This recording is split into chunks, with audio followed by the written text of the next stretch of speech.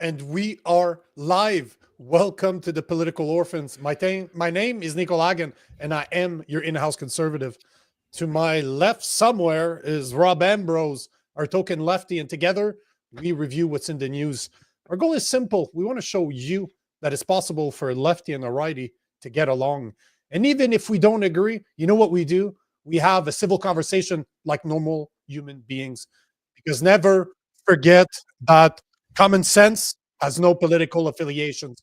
What's going on, guys? What's going on, guys? Gentlemen, how's it going? Looks like we got a full house today. Yep. Well, it's hard surviving the mean streets of Hermosa Beach, California. Absolutely. Life as a shorty shouldn't be so rough, but I'm doing the best I can. So today we're joined by Kaylor Betts. What's going on, brother? What up? Yeah, how's it going? You You only jumped on literally just before, so we haven't even had time to introduce ourselves. I am Rob. No intro whatsoever. Yeah, We'll do it live. You're the token lefty. That's and, me. I'm wondering what I'm the token blank. Well, what am I? See, look at the way we're organized. We're done on purpose. Is this on purpose? Okay.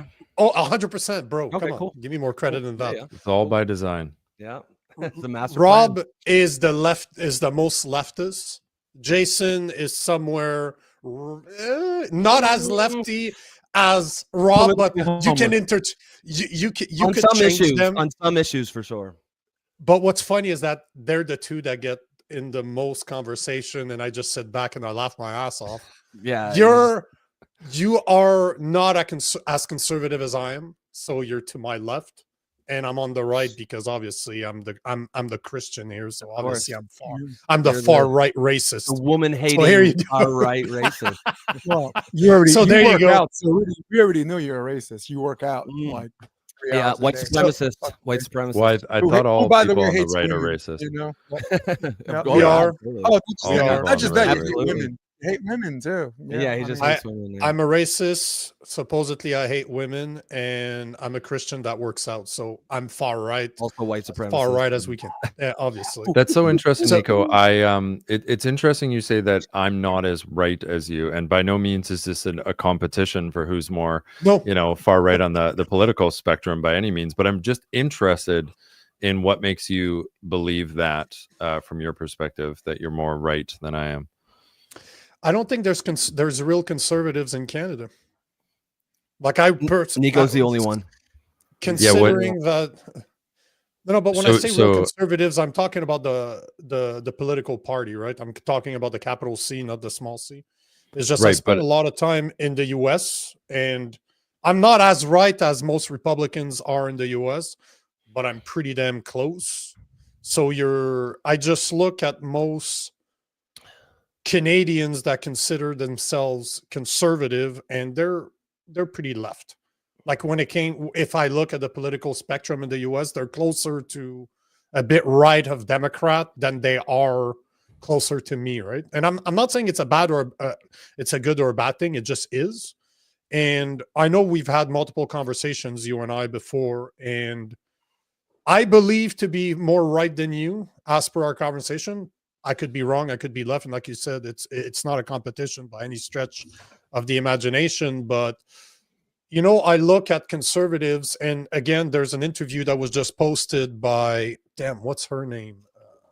She was able to interview Pierre Poliev, and I automatically thought about you when I saw the post. You know what I'm talking about? I just can't remember her name. She was supposed to be on my show, but she canceled. But, I saw some. Are you a Polyev fan, Kaylor? Oh, that's an interesting question. So it's very nuanced. Look, I first want to state, I don't get too caught up in the labels. I don't really dwell on or really reflect too often on where am I at on the political spectrum. Sure. I really just look at it kind of issue by issue. Mm-hmm. I do put some attention into what would my label be? And I often come to the conclusion that I'm probably more of a libertarian type. So that maybe is my best, I guess, way in which I would describe maybe how I am, maybe not as conservative as you, but I just want to be clear. My political affiliation and my ideological perspective is completely separate from the political parties in Canada. Mm-hmm. I'm like you, Nico, in that I am born and raised in Canada, but I do not really and we even talked about it on our last episode. It's like, what does it even mean to be Canadian? Like, you know, if you're a proud Canadian, what does that even really mean? And I have, quite frankly, and admittedly, I have a very difficult time really conceptualizing and then being able to explain and communicate what it really means to be a proud Canadian, what it means to be a Canadian, what it means to be patriotic as a Canadian. So I would say we're probably very similar. I think, though, that conservatism has really changed in today's world, and I think it's moved more to into this really interesting space where a lot of conservatives are more like conservative hippies, right? And they're just very kind of anti-establishment, which used to be very synonymous with people on the left and with liberals. And that's just the way the cookie has crumbled. And I would just say that I identify most as a libertarian because in most cases, I lean towards less government intervention is better, because the government is very incapable of, you know, really executing anything to any effective degree, or I would say most things. I am, to answer your question about if I'm a Poilievre fan, I wouldn't say a fan at this point. I am vehemently screaming to the masses to vote for Poilievre, because I think we are faced with a fork in the road where we're 1.4% over the last decade in GDP, which is among all the major nations an abysmal number. And by leaps and bounds, we are the worst. I think economically, I think crime, when you look at crime, the crime has risen to a very scary degree that I've never seen in my lifetime in Canada. I think when you look at the housing crisis, inflation, you look at immigration, which seems to be out of control. I could go on. Free speech is, I think, in danger with some of these bills that are being proposed. I think all of those things in totality, I cannot imagine how any reasonable Canadian who has any sort of decent head on their shoulders can think that we're not in a mess, and that the same people that got us into this mess are the same people that can get us out of it. That to me seems like an outrageous idea. So as much as I'm not like a fan of everything Poilievre stands for, and I don't particularly deem him as a conservative, I agree with you, Nico. I think it is so important that we vote for a change. I think that. So Sorry, hold on, go let ahead. me, you because jump on it. again, the way I see it, and this is where I think that my biggest problem with conservatives, as in the people that are voting for the Conservative Party, is that they don't seem to want to admit to themselves that right now they're not necessarily voting for the Conservatives. They're voting against the Liberals. And this is the biggest fallacy, because I call out the left, I'll call out the Liberals, I'll call out the Conservatives, and I get a lot of hate for having the audacity to say that Pierre Poilievre is wrong. But at the same time, those same people that are calling me out don't have the balls to admit that they're not really voting for Poilievre because they think he's going to save the country. They're voting for Poilievre because we need, as you said when we spoke last, we need to stop the bleeding. And I get it. Like, look at what happened in the US. You have Jason's American, and he's not, how do you frame it? And I'm not going to steal your thunder on that one, but he always frames it in a way where I'm happy that Camilla lost.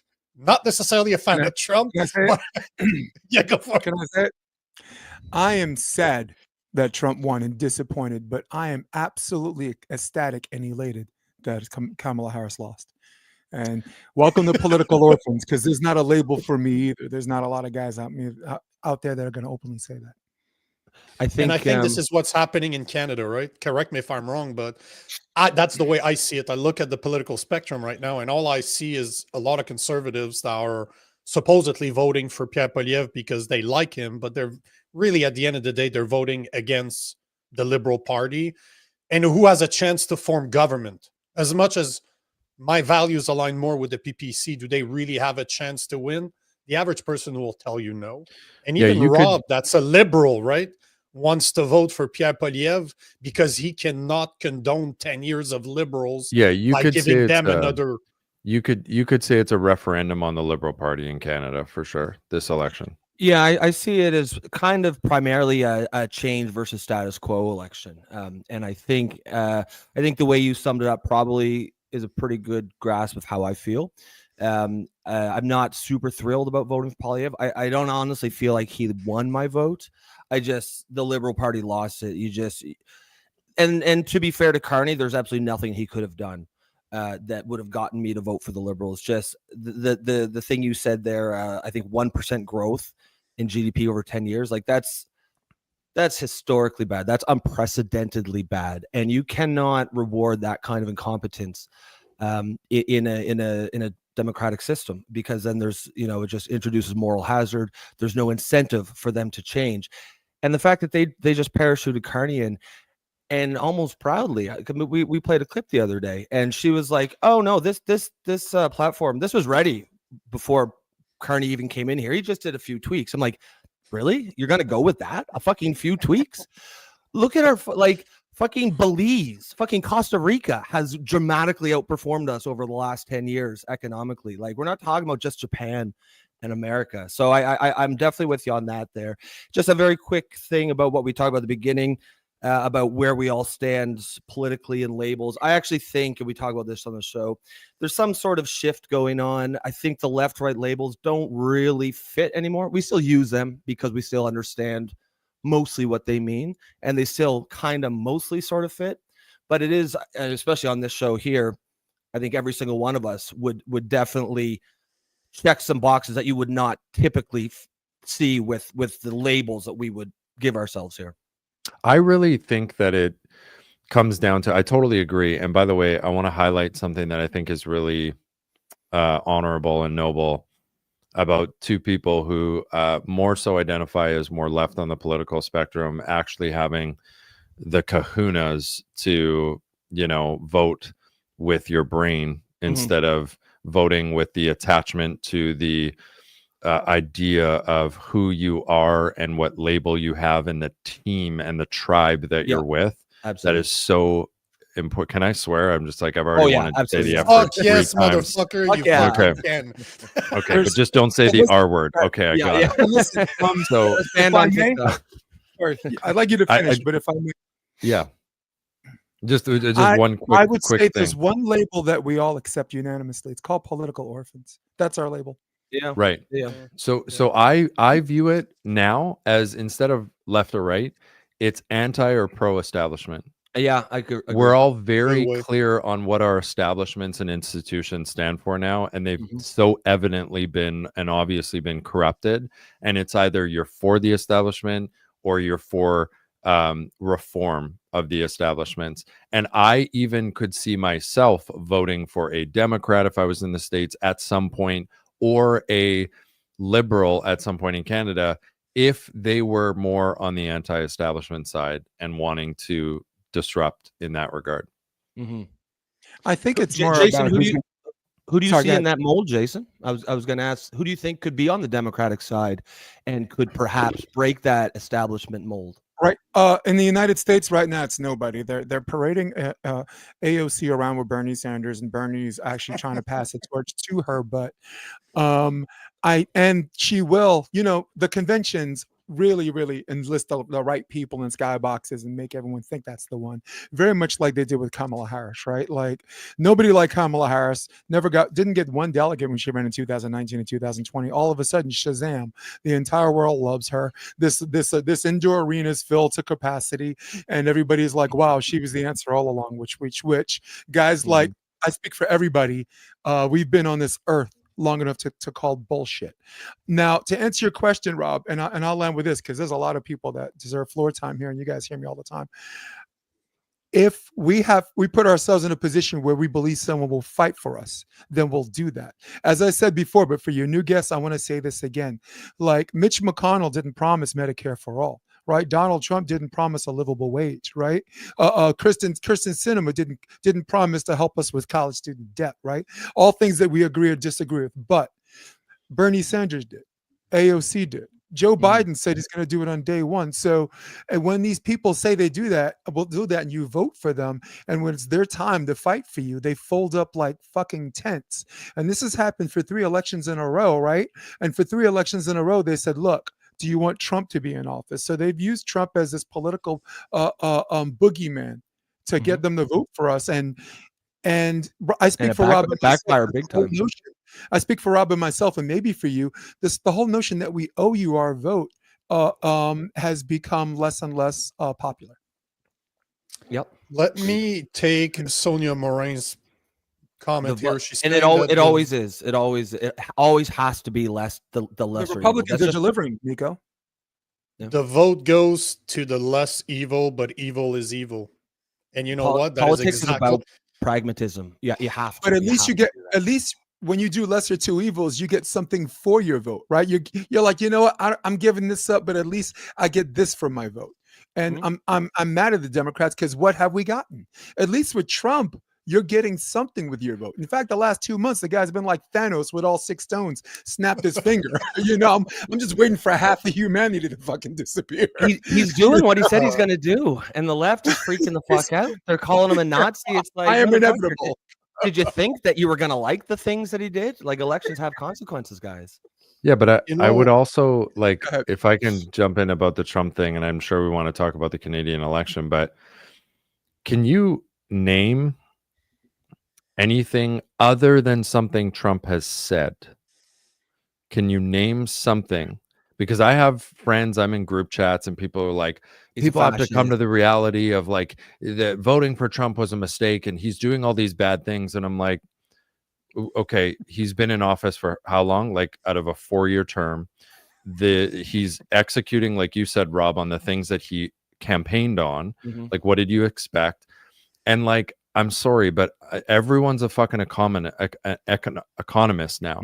Everyone understands tariffs it's like, you didn't even know how to spell tariffs before this. Like, let's take a step back. Every single country is sending a delegate to the United States right now to negotiate with Trump because he's been so bullish on tariffs. And every single delegate is coming to negotiate a deal where it's going to put a trade agreement that is more in the United States' favor. What are the United States in? Like a $2 trillion deficit. They are in I forget what the debt is, but it's something like 80 national debt's like 87 trillion or something. And they have been subsidizing everyone's military and defense as well too. Like Trump has a point here. He's saying we're not doing this anymore, and all the media is doing is they're taking what he's saying and some of the things that he's doing. And I could absolutely criticize some things that I think Trump has done wrong. No question. I think he's not clear enough on the messaging when it comes to the tariffs. He was so good pre-election in marketing and messaging, and yet they just kind of erratically do all this stuff, and they're not clear with the American public on what they're actually doing. I think that's a problem. But also most people are totally denying all the good that he's been doing as well too. It's like, have you actually been following what they're doing every day? Because they've done more than the Democrats did the entire time. You might not like what he's saying. You could maybe point out some bad things, but like, let's just calm our little tatas for a second. Let this play out, because I don't think and me included, I don't think you know enough about economics and tariffs to know whether or not this is a bad or good thing. And I think you're just piggybacking on the media, who of course is going to hate on Trump and try and convince you that he's a fascist. You know who does know though? Hold on, Jason. Hold on, Jason. There's a couple of things that you said that needs to be even developed. I think first, it's Warren Buffett a couple of weeks ago that said that one of the responsibility of our leaders is to explain to us what they're doing and why, like to be a teacher, to be kind of a professor and say, I'm doing this because of this. And I agree with him 100%. And that's one of the biggest faults that you see out of the Trump administration, is that they're not doing that at all. They're not in front of the camera explaining what they're trying to do. At the same time, are they not, when it comes to tariffs, are they not explaining it because they don't want to show their hands, because they are playing a game with Russia, right? All they showed is that, not Russia, sorry, with China. All they were doing is try to get China to figure out their tariffs, to figure out, to have a common, to figure out a deal between the two of them. But at the same time, what's funny about the tariffs is that I found videos of Nancy Pelosi talking against this in the 90s. Like in 1995, she was losing her shit, saying how it wasn't fair. The deal that we have with China needs to be revisited, blah, blah, blah. And she goes on a fucking rampage. They all had the chance to do it. They've been talking, the Democratic Party has been talking about it for 25 years now. Obama could have done it. Joe Biden could have done it. And We if all he know did that if do they it, did, if exactly, he it did would have do it, been, everybody would have been clapping like they would have been the great president of all time. Yet, because it's Trump, not happening, right? well, So, and we've oh, sorry, just finish up there, Nico. Didn't mean to cut you off, brother. no, it's all good, man. It's just I was going to try to bring it back to the Canadian election because I do have some, like I wanted to ask the question that's at the bottom. Yeah, But if you let have me just add one quick point, Yeah. and then I'll throw it back to you. And you know, we've talked on this show a lot. Like, if you actually just look at the policies and ignore who's doing them, this is by far much more of a progressive policy. I mean, if the intent is to try to suck back manufacturing jobs, solid middle class, working class jobs, at the expense of big business, right? The fact that the stock market did that shows that it ain't the 1% that's benefiting. It ain't the owners of capital that are benefiting from this. He's trying to suck back, or at least in theory he is. Whether it will work is another question, but he's trying to bring back, you know, even a tiny fraction of the millions of solid middle class, working class jobs that have gone over to China since the 70s when Richard Nixon opened it up. And there's no way you could see that as anything other than primarily a progressive left-wing policy. If Obama had did it, he'd be a savior. But the fact that it's Trump doing it, he's a Nazi, and it's nonsense. And it's it shows the hypocrisy. Yeah. Right. And it's wild that I'm glad Nico cut in on that, because he actually said everything I was about to say when I was talking to Kaylor. I'm like, you know who knows this? Limousine liberals, okay? Latte liberals. The people who make a lot of money are the ones that are saying, look, it's going to get worse before it gets better, but this is absolutely genius. I personally have people in the financial world, just growing up in New York and California, that are identify with the DNC or Democrats or whatever wave of level you call them, that said this is the only thing they agree with Trump on. So I don't, you know what I'm saying? Like I have friends that work at BlackRock. I have friends that work at the Capital Group, and I mean fixed income portfolio strategies. I mean like real stuff, and all of them. And it's crazy because you don't know who a Democrat or Republican is, because like you said, it's up down. And those guys are all the same. But I know who voted for Biden. I know who voted for Kamala Harris, and all of them behind closed doors are glad that this part of the country doesn't understand tariffs. They're glad we don't get it, because it makes Trump look bad, even though they know he's right. Look, Yeah, I'm Not also saying it gets worse before it gets 100%. better. I will be the first person, once this plays out, if it does not work out, I'll be the first person to criticize Trump and say what he did was obviously something that didn't work. It's just too early. Like, it just, like, you know, to me, you know, you talk about investing. You know, one of the parts of being a savvy investor is to just not get too emotionally attached to the ups and downs. And it's like, you know, one of my favorite business quotes, and for life as well too, is sometimes you have to get worse to get better. In fact, often when you need to get better, you have to get worse first. And if you're going to shake things up like we so evidently need to in the United States, yeah, it's going to be a little rocky for a little bit. But just like, guys, wait it out a little bit and stop watching mainstream media and just like, you know, believing what they say, every single thing they say, because they're always going to be against Trump. Trump could do the best things in the world, have the best policies, and they're always going to criticize him and in a hyperbolic way, you know, try and bring him down. It's all they Yeah, have. Obama did it with unemployment, right? There, when he got the stock market crashed when he came into office, and everybody's like, "Oh, look, 4 months in, unemployment went up. This guy doesn't know what he's doing," and he's like, "Dude, wait for it." You know, and then he started, it was like 13%, and when he left, it was like 5.6%. You know, and Trump actually did a good job taking the reins. I think he got it down to like 4.7 before the pandemic. So I give the credit where credit's due, but it's very, very similar to like, hey guys, this is going to take. This might take 3 years, 4. But sorry, go Justin, ahead. you finish. I'm done. And guys, it's for the audience. It is a little tricky with four people here. We're trying to make it work, but I think we're doing all right so far. We're not cutting each other off too much. I'll just take this question right quick, Nico, and then we'll throw it to you to do. We'll get started, because I think there's a great comment from Joe Stradamus. He says the Democrats are the jobbers of U.S. politics. Their only purpose is to play the noble but ineffectual loser while advancing corporate conservative policies. That uniparty thing, right? I completely agree. It's Joe Stradamus is always bringing up some very interesting point. Agree Yeah. or disagree with him. Yep. He's a very, very well spoken individual. So I always appreciate your comments, bro.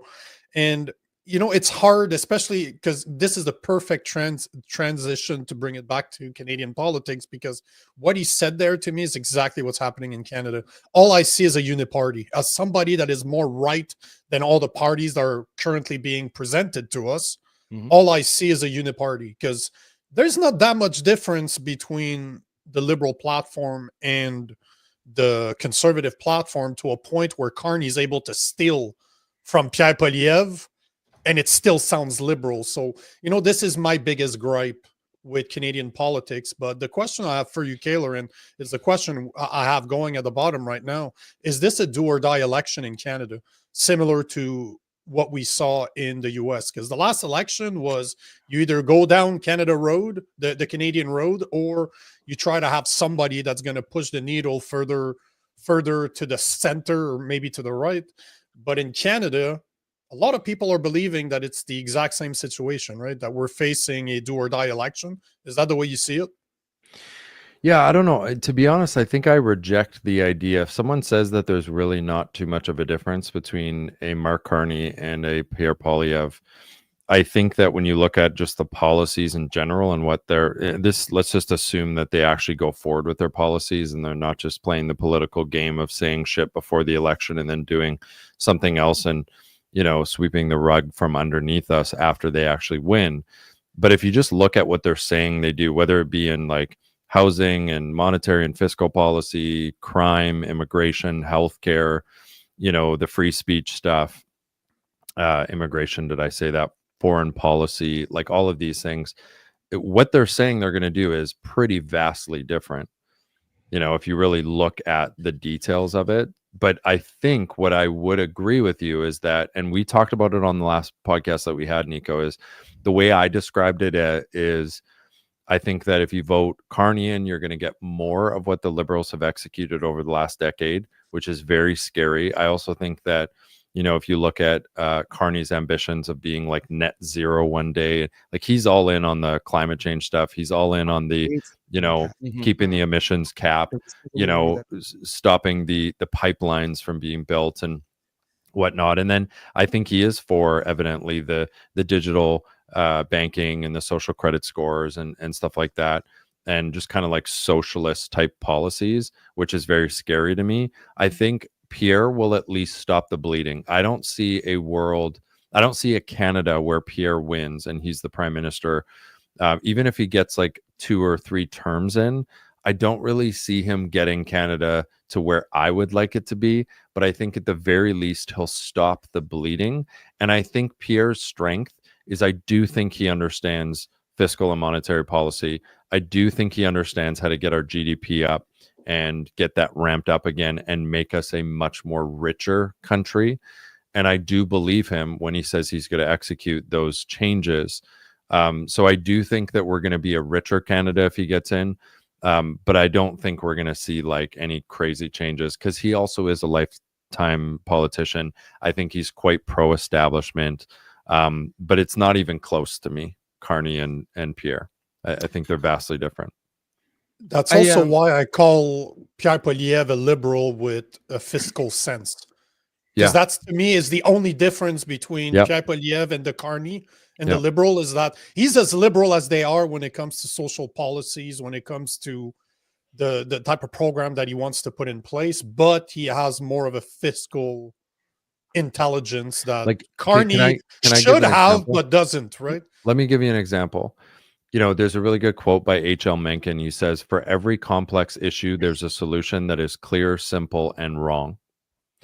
And I do think, Rob and Jason, with respect to, your guys' perspective and ideological beliefs, I do think that the downfall of liberalism is, and I would just say for like the party, not necessarily, like, you guys seem like very reasonable, rational liberals to me, which is very much a compliment. But I think that a lot of times liberal policy doesn't look at the nuance and the depths of issues, and often an issue on the surface level, it seems like there's a clear, simple solution. Like, oh, climate change is real, so let's say no to all the pipeline deals. And then what ends up happening? Well, then those deals just go to China, and then they have even worse And they have no emissions. environmental regulations. They have no environment. So what Pierre has the ability to do, and why I'm more leaning towards conservative ideology, is because we actually look at the nuance of it and we say, well, yeah, okay, we maybe need to work on the environment and our emissions and all this stuff, but we're going to at least understand that if we say no to this, then it just goes to India or China, and they don't have any regulatory boundaries or guardrails when it comes to emissions, and then it's going to be even worse. So we may as well take on the pipeline jobs and then work on making it superior in terms of emissions and its effect on its environment, as opposed to what China or India would do. Plus, then we get richer. Yeah, that's a great point. And at the end of the day, you know, we all share the same air.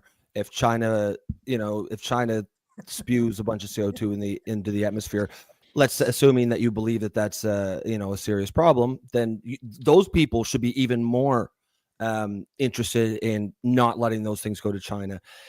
Just to answer the question, do I think it's do or die? No, not necessarily. I don't think it's ever. I think he can always come back. What I do think, though, is the left, and and this is one of the things I say regularly on the show. I think the left has to suffer, and I mean the political left, the establishment left-leaning parties, the Democratic Party and the Liberal Party, and all, because really a lot of these phenomenon that we're talking about on the show it's spread throughout the entire Western world. It really is not related. It's the UK, it's Europe, it's Australia, it's Canada, it's the US. The left needs to suffer a series of not just humiliating but devastating defeats electorally. And I think, because even though I'm a liberal, I believe that we should do a strong move back to classical liberalism. Things like you mentioned free speech. That's absolutely something me and Jason will die on that hill. That needs to be a core liberal value again. And I think it's I'm 42. Jason's early 50s, 65, 89, 112, something like that. But I think our ages have that's not a coincidence, right? I think there's a certain cutoff, and I'll just that age might, let's just say 35 or maybe 30 and younger. They don't ever remember a world where like liberalism wasn't fucking insane, right? People my age and older, we do, and it's so true. Yeah, well, it is, right? Finish your thought, dude. We're like, and so yeah, I think that these parties, that's where I think the danger comes in. If Carney wins, is just no lessons will be learned, and that means that like even if Carney loses, it's still probably 4 to 5 years back to sanity in a absolute best case scenario. If he wins, that pushes that back to 20 years, 25 years. And essentially, as a liberal, as someone who, broadly speaking, kind of supports some of the policies, I want liberals to win, but I want common sense, sane liberals to win. I think, and as you said, like the thing you talked about, like, the inability to think with nuance, I'll agree with you that in practice, that is what's going on. But I don't think that necessarily has to be separate. I think you can have classical liberalism with that kind of a thinking. I don't think they're mutually exclusive. And so, it might be just sort of tilting at windmills here. I might just be being naive, but part of my mission on this show is to try to show that there are some of us common sense liberals out there, try to present somewhat of a different way. And it might be too late. I know Nico will say things like that. Most conservatives think, no, you're wasting your time. And maybe 5-10 years from now, I'll be over on that side. But I feel like I still 2-3 years, you mean? A little bit of fight left in me. I'm not ready to throw in the towel yet. Well, what's interesting is that I think that we just talked about how sometimes you got to get worse to get better. So I actually think what's happening to the liberal establishment and the Democrats is a very healthy thing. It's in turmoil right now. Like, Jason, I agree with you. When someone asks you, like, who's the next leader of the Democratic Party? Fucking beats me. Like, they don't have exactly. one person that I could literally see No. that Fetterman. I could see Maybe like really Fetterman. coming in. I think Fetterman has it in him, but he's minus 30% in approval Taylor. ratings. So. All right. I don't know, man. I hear that guy speak. He is the least captivating person. Like, Yeah. you know what I mean? Like, he doesn't have. You also got to have charisma. You got to Yeah. communicate well, and he just doesn't have that. I That's think right. he has the mind for it. But then, additionally, I think that what's interesting, Rob and Jason, is a lot of people would listen to you and they'd be like, you guys are right wing, right? So things have shifted because We you hear it are all the time. classical old school liberals, which Right. I want the Liberal Party to go back to, and I could see myself voting for. I would disagree with some of the policies, but if they were up against a more like establishment conservative, I could see myself voting for an old school Democrat. Like, I listen to a Bill Maher, for example, and I'm like, I can get on board with a lot of what he's saying because he thinks about things logically. And I agree with you, Rob. It doesn't have to be mutually exclusive. It doesn't mean I just mean where the Liberal Party is at collectively Right now, correct. Right now, I find they've totally went into emotional thinking. Mm-hmm. You're And that's the 100% left. right. And Jason, I want to throw it to you, Jason. 'cause I Are want you the throwing American- your hand up, Jason? Jesus. Yeah. No, I'm the master interrupting people. So what I do is I do this for 1 second, put my hand down so everyone knows. Yeah. Whatever. I was going to throw it to you anyways, Jason. 'cause I Have do no wanna- fear, I do wanna guys. get your perspective on this. Have no fear. Your savior's here. Okay. First of all, I'd like to talk about the age thing. All right. Without talking too much about my age, I will only say this: I may be the oldest ride, but I'm still the longest line. All right. So that's the easy part. We got that part out of the way. That's right. Now, as far as Carney is concerned, and will they change? Rob's kind of got it right. They won't change unless something makes them change, right? So I think the reason why Obama got elected and why Bernie had such a good movement is because there are people who are liberals, who are democratic socialists, who are maybe some green parties who are working together on the street, literally doing God's work, mutual aid, code drives, food drives, right? Bringing people up to speed on tariffs, ballot initiative states, telling people what's on the ballot, that you don't have to vote for a candidate. It's on the ballot. Just vote yes or no on the ballot. Get rid of the middleman. And California is a ballot initiative state. New York is not, right? So, Kaylor, you had a great point, and you were almost there as far as Democrats, not quite there. And the only distinction I would make is that Democrats don't make the wrong decision. They sit on the top of a mountain and tell you why you're wrong and have no ideas of their own. Where the conservatives are like, look, we can't just stay here. We have to do something. And like sometimes when you act in haste, that's the wrong decision. And sometimes for years they've looked like the stupid party because they've acted in haste. But at least to their credit, there's a level of nobility in the premise that it cannot stay the same. So I'll finish by saying this: if the Democrats want to change, they have to clean house. Get the broom, squeegee, mop, dishwashing liquid, soap, laundry, windshield wiper, whatever, odor eaters. You have to clean house. And it's very, very, the timing is perfect because Nancy Pelosi is 10 years removed from Dianne Feinstein, which I will not insult old people anymore for whatever, right? Mitch McConnell's already in his way out, good riddance for him. He's a Republican, but they're getting old. And this is why everyone's talking about AOC. But it will be fruit from a poisonous tree if they don't listen to the people from the ground up.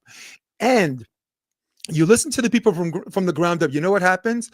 Those are Democrats and Republicans working together. Christian Smalls, unionize, Amazon.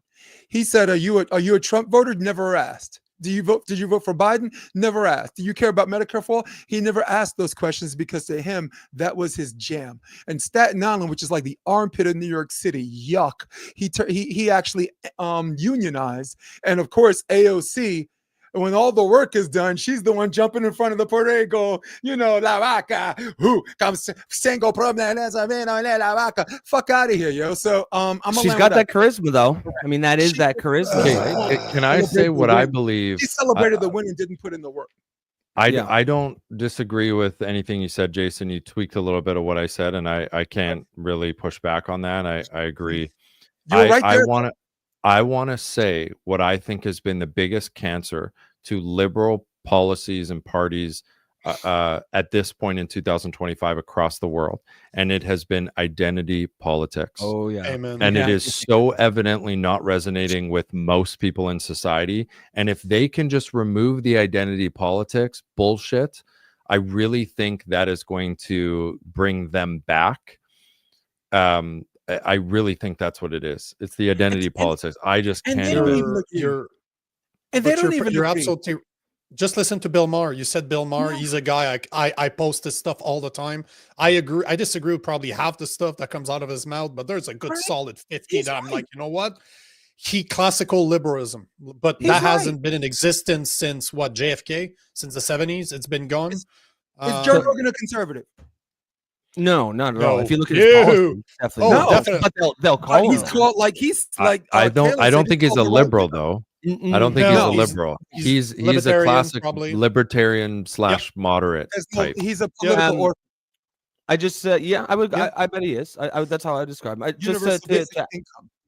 to But add he on. has to- some follow him, yes. conservative policies. He has some conservative policies That's for what sure. being a Yeah, libertarian yeah. is, right? Yeah. It's- Yeah. No, Just but to add there's on somewhere in the something middle. quick to something you Yeah. said there, Kaylor. I mean, that's basically exactly like I've obviously spent a lot of time sort of trying to diagnose this, and I've actually come up. I've talked on the show a little bit. I've come up with 3 main issues that I believe that the left has got basically need to be just complete. They're essentially what is the crux of the problem with the global left right now. One of them absolutely is identity politics, as you said. The other is radical gender ideology and the way and I guess you could lump that under the identity politics They're the banner, but I think same. it's something. And the third is immigration. Liberal immigration policies are completely failing. People do not support these open borders immigration policies. Even people like myself who are broadly supportive of immigration, just the way it's been implemented. And the thing is with me, like nobody ran on these. You know, I mean, if this was, it's like in the past 5 to 10 years, all the leaders of the Western nations got together and said, okay, we're just going to do this we're just going to backdoor these open border immigration policies. No elections were run on it. No one had a mandate to do it. If they did, I would be like, okay, well, that's democracy. That's what people want. But they didn't. And it's drastically changing the very fabric of our culture and our society. Like if you look at Europe, like, whew, things are bad there, and you can't say anything. You got all you see on X and social media is videos of 6 or 7 cops showing up at some grandmother's door at 2 a.m. to arrest her because she said she doesn't want her tax dollars going to illegal immigrants. Yeah. Who the fuck does? Terrible, dude. I That's- agree with you on that. And I would also say too, when you are talking about a party, let's take the Democratic establishment. When you have a party that is in support, or sorry, that is supported by the BlackRocks, the Vanguards, the WEFs, Mhm. some of the psychopathic billionaires like George Soros and Bill Gates, that's also a problem too. That to me is one of the biggest indicators of, do I support a party? When I hear those the Harvard University, when I hear those establishments and institutions, the Western medical establishment, big pharma, big food, they're all in support of the Democratic Party. That to me is the biggest red flag, and is just an indication that they're not for the people. They're more so for the elites of the world. They changed up. Let's take. They changed up let's from take- 2008 to the present. They hold on. changed up. Jason, hold up. Let's take some of the comments before we get backed up here. Nico agreed. We don't have anyone running who has the balls Mr. T has. That's what we would need for real change. Cheryl is saying, and I agree with you. I was thinking, Anthony Mr. T, Warner. Mr. T, who's that? And I was like, oh, she means actually Mr. T. Yeah, I got you. Yeah. Mr. Pity fool. Testosterone. That's my Pity- name in the pity boy. bedroom. Pity the fool. Anthony Warner is saying the before times, before the world was our. Can't say it. I got in trouble. I got in trouble, so I need to stop saying We got it as banned from much as I- TikTok, but yes, you're correct. Before that time. Nostradamus, the greatest enemy of the economic left is the ideological left. I'd even say and the you're left absolutely- overall. The greatest enemy of Yeah. the left is the ideological Und- left. Joe obviously agrees with you, Kaylor. The Mhm. left has to go all in on identity politics because there was no other way to maintain the presence of a two-party. Well, no, that's The a, presence I feel of a like that's two-party the whole system show. That's the whole show. after the in Berlin and of Wall itself. fell. It's a lot But of meat that's on Joe. that bone. A lot but, of meat on but that that's bone. always Joe's comments. Cheryl says, Rob, I would add coalition as an issue too. The Liberal would never have been able to do what they did without the coalition. And obviously, we're talking about Canada Sure. because in the Yeah, US, I obviously, agree that's not the within the case. But within the context but of I but agree. there is a uniparty, especially like even if you want to remove the conservative from this, there's still a massive uniparty between the NDP, the Green Party, and the Liberal Party Right. that's been going on for years. And Kaylor, one of the things we spoke about this last time on your podcast when I was there, and until yesterday, until not the Democrats, sorry, but the conservatives, until Pierre Poilievre dropped his actual platform, which less than a week before an election is absolutely ridiculous, if you ask me. But until this morning, when I actually took the time to go through it, there wasn't much difference between his speech and the speech with Mark Carney, because he avoided a lot of the question. He did not want to touch questions on guns. He did not want to touch questions on identity. But at the same time, like if we look at his policies that he's proposing, now I can see a difference. Like as per today, after deep diving into what he's proposing, just looking at the 5 main takeaways that we'll talk about, we can talk either right now or later on. I did not see a difference between him and Carney outside of who's voting for them. Well, that's why, like, I don't really listen. Like, I don't really put a whole lot of weight into what a politician says in his speeches. Yeah. Show me his policies. First off, I have to believe that he's going to follow through on them. That's a whole other conversation. But just with the assumption that they're going to follow through, you got to just look at the policies. I don't like, but so few people have the ability to do that. This is Trump's problem, right? There's the smoke versus the signal theory, right? Where it's like, most people are just paying attention to the smoke. What's the signal? What is actually happening on paper? And that's really what I try and look at. And to me, that's the epitome of critical thinking, and it's really interesting because all of us here, I think we largely agree on so many things, right? You take out the identity politics, you take out all the extremist bullshit on both sides, you take out, some of the stupid policies like there's, no handle on immigration, all that stuff. We largely agree on all of that. I think what we fundamentally would have a really good discourse about is at its core, where we may differ, like let's say me and Nico versus you, Jason, and you, Rob, is just how much should the government be involved in all of these issues? And I think me and Nico would probably lean more towards less, whereas you guys might lean more towards more. It's a colorful conversation. You're bang on, because most of the conversation that Rob and I have where we disagree is not necessarily, we don't disagree that there's a problem. We disagree on how to solve. We how agree we on would the solve that problem. diagnosis. We agree on the diagnosis, not always on the prescription. And we Which disagree on which. But this is why this show is so great. Right. At the So same time, sometimes it's more about unelected officials who the people we voted for select to solve our problem. Right, like Doge. I told Nico and you, Rob, like I'm not a believer in Elon Musk until he goes after the military-industrial complex. Right, he's a military contractor, so if he makes these moves to go after his own interest, then I'm an Elon guy. Because to me, going after a park ranger who makes $45,000 a year because he's taking an hour-and-a-half lunch and saying, "Oh, waste fraud," that's bullshit. This is chump change. $5 million is chump change. $5 billion is chump change compared to the Pentagon. And the slush funds. The Pentagon failed 8 straight audits. I mean, get the fuck out of here, right? So now here's why I'm on board. This is the new news to you guys. I found out, because like you said, Kaylor, it's not about what you say to the press. It's about how you vote, and it's about what you say under oath.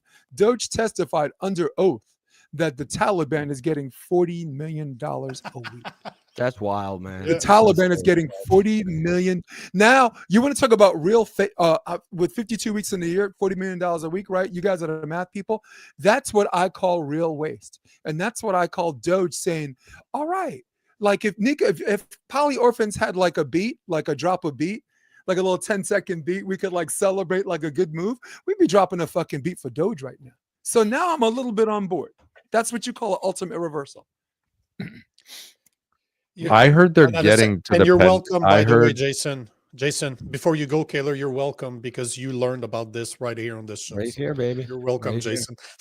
I definitely can agree with that, Jason. I heard, and I don't know where they're at with this, but I heard that the Pentagon is next for Doge, and I Ooh. They've been totally saying agree this with for a you. while.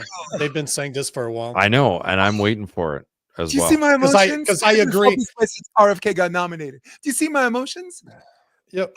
But I agree with Jason that until they go after the trillions of dollars they're wasted by the Pentagon, they're not really trying. Yeah, They're still like, hitting talk at about the they're national still debt. swatting at flies. Yes, it's Yeah. important to do it, especially USAID. That was something that Right. needed to go through. But god damn, if you're not going after the Pentagon, which waste trillions of dollars, come on. Look at Rob's But face, like, yep. Yeah. No, I no, mean, but that's a sacred cow. I think if there's ever a such thing as a sacred cow in American politics, I think it's that. It absolutely should be. I don't know. I'll believe it when I see it, man. I don't think anybody has the power to go against Rob, that. do you understand what I mean by unelected officials? We went through a pandemic where a bunch of guys didn't told doctors what to do about what we should do, right? That was right. Do we all four of us agree that that wasn't really I'm treading carefully here because vaccines are I'm, safe and effective. I'm looking at my Vaccines, TikTok right for now. YouTube purposes, vaccines are safe and effective. If you haven't had your 8th booster, you can go fuck yourself. All right. Yeah. Fuck all of you. No 8th booster. Screw you. All right. So now that I got that out of the way, right? That's an example of the government we elected that enlisted a bunch of unelected people sitting on the board that also work for Big Pharma. And this is what Kaylor was talking about. So really it is about which getting bang for your buck. But I'm like, yo, who are you going to list the same people that got us in this mess like Obama did in 2009, right? I thought that was a mistake, turned out to be okay. Or do we just take a chance with someone like Elon and I hate to keep bringing them back up because I know this is like a trigger for the fucking Democrats, right? Where the Republicans happen to love him. So, and I guess I'll end on that because I know you guys got somewhere to go. I think I heard the latest. So I think Elon Musk is kind of trying to step back. I think he Tesla went down 71%. Yeah, that's gotta the hurt. beginning of the year. Well, yeah, and I actually like. There's probably like that isn't people that hate him that are selling their stock. It's just people who are understanding the dynamics and they're saying, "Fuck, no one's gonna like." The primary customer was liberals, right? Exactly. Are they gonna buy it now? And who Who's else selling their Tesla stock? Like you should be investing in Tesla right now. I mean that's we said anyone who that knows what they're doing. High low. Yep. We said that there a couple Yeah. weeks back, but just the mere fact that it's gone down 71%, clearly people are selling it. You guys don't have the Nancy Pelosi app? You don't have the Nancy Exactly. They cloned her app. The greatest all of the these greatest crises, investor the one of all person who time. seems to be making all this fucking money is Dan She's got Crenshaw, quarter of $1 billion net worth. On a I'm a little offended that Nico said we should be dismantling USAID because I think we need gender reassignment for mice in Zimbabwe. Personally, I also think we should be spending $1 billion to make sure people in Bangladesh don't shit on their beaches because that's really important as well. You know what? Since you're bringing that up, because one of the things that Poliev was talking about in his platform that he dropped yesterday, he's not saying it really, but he's kind of trying to allude to it because I don't believe in foreign aid, zero. Like I believe like Canada and the US should stop this altogether until we fix our own problems. Then put the mask on yourself first, like put your air on first before you help your children. This is how I see foreign aid right now.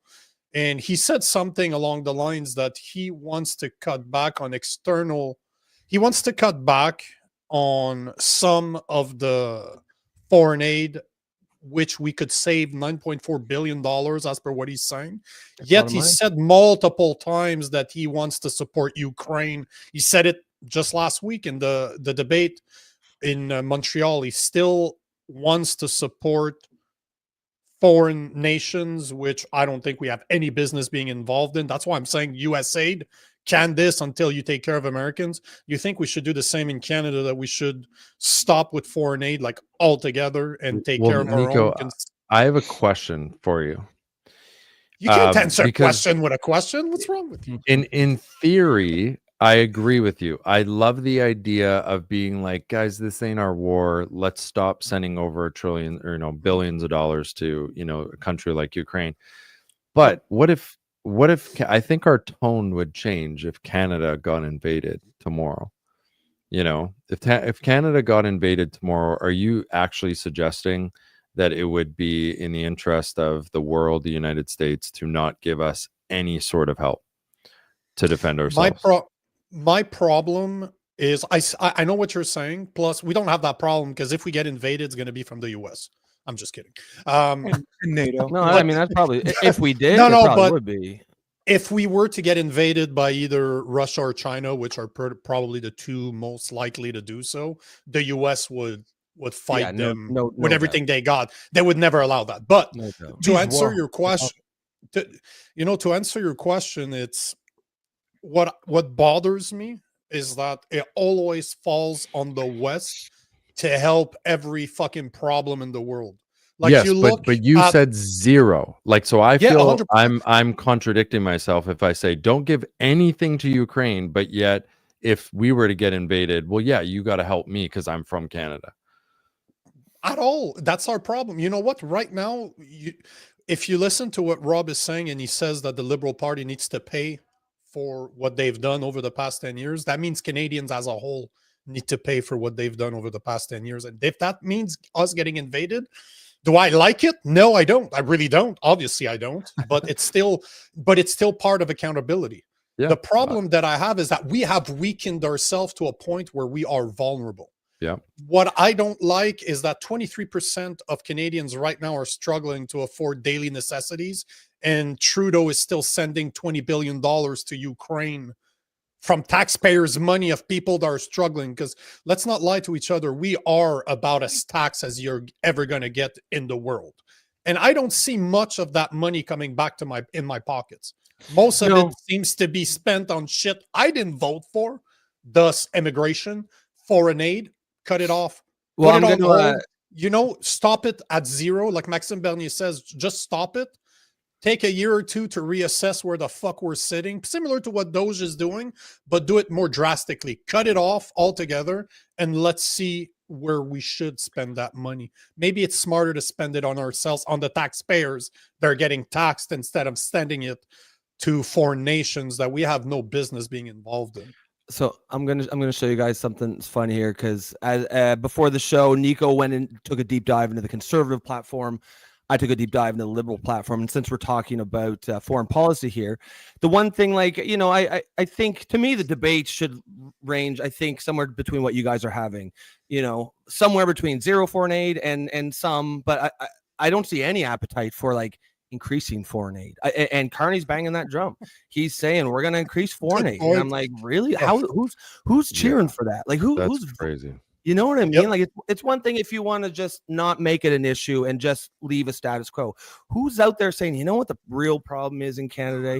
We're not giving away enough money. And I'm sharing this because it's actually quite funny. It is about, see if you guys can see that. Yeah. Here, the foreign policy. Liberals will try to strengthen ties with allies that share Canada's values. Okay, fine. Makes sense. It says, go on, they're going to maintain foreign aid, focusing on programs related to reproductive health, 2S LGBTQ plus issues, and climate.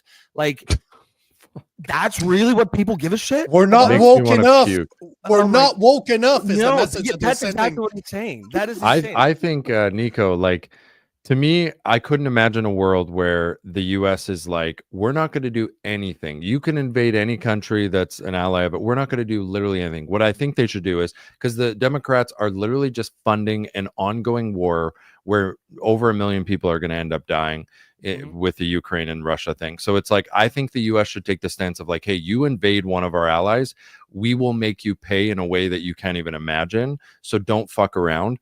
But I also don't like funding this ongoing war and just giving them endless amounts of ammunition to fight a war that just is so pointless and just, people die endlessly. Well, okay, that's why I'm telling you. Canadians. Can I speak as an American for a minute?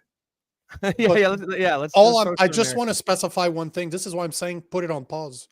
put it on Yeah. pause, stop all foreign aid, and just reassess where are we sitting right now? How much money is actually going? Because we don't know.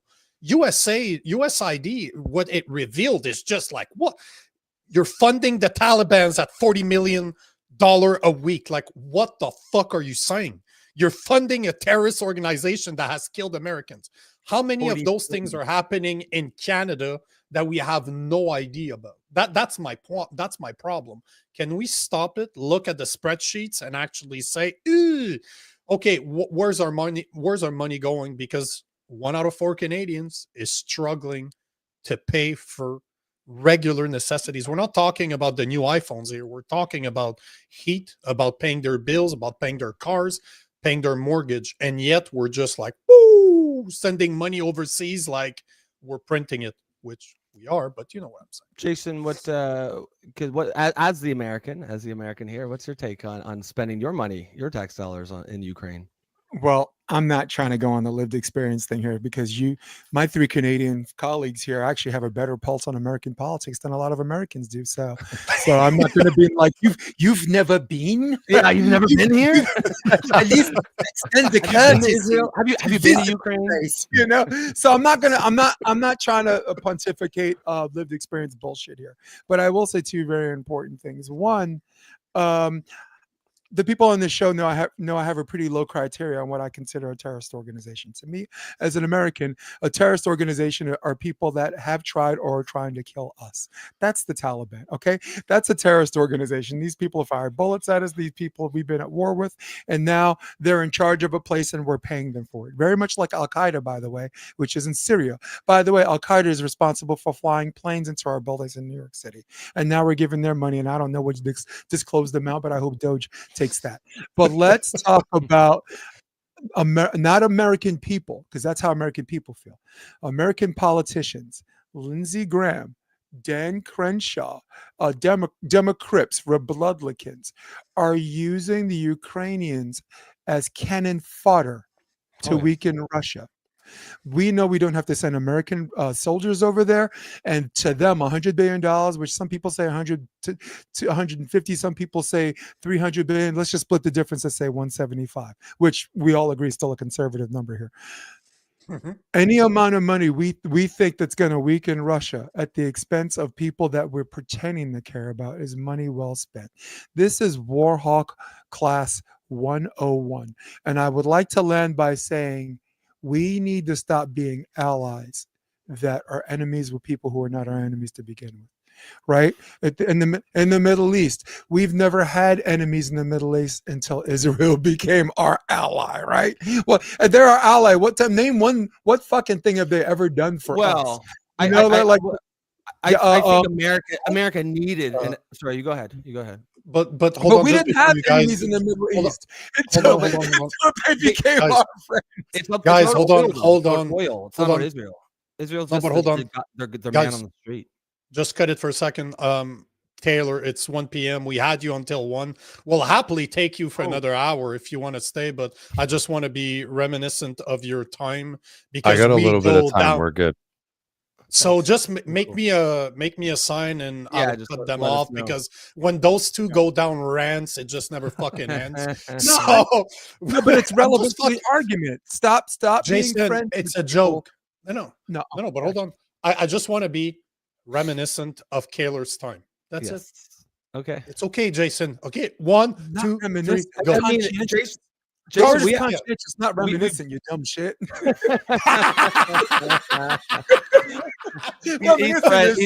He's sorry, right? Sorry for caring, asshole. Sorry for caring, asshole. But go ahead, Jason. Just go back. Go back.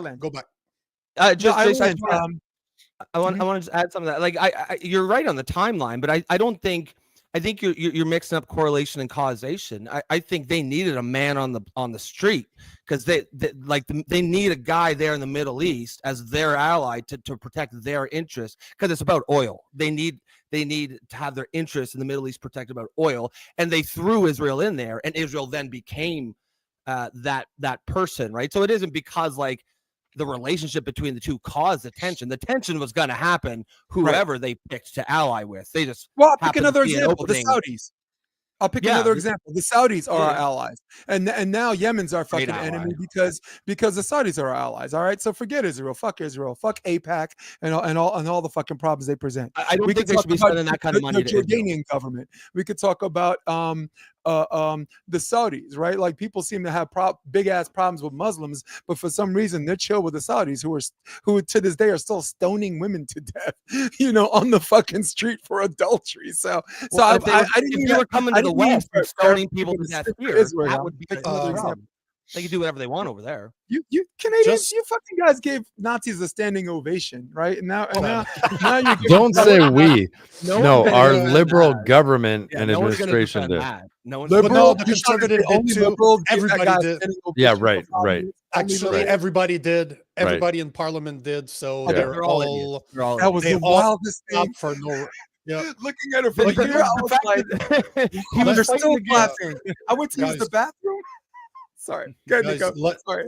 we only have Kaylor for a few minutes, so Yeah, okay. let's instead of making it about you, let's make it about him. It is about you, Question, Caleb. Hey, let's get No, back to the I election. love it. We'll get back to the I election. love it. I just But have I gotta- really, yeah. Okay, Yeah, go ahead. Go ahead. sorry, Kaylor, it's not about you. No, go for it, man. So, in Go addition for to it. hating- No, before I do want to get to the Canadian election. I don't mind. I love Yep. Yep. listening and learning. But I think when it comes to the Middle East, I think that yes, oil is a major factor.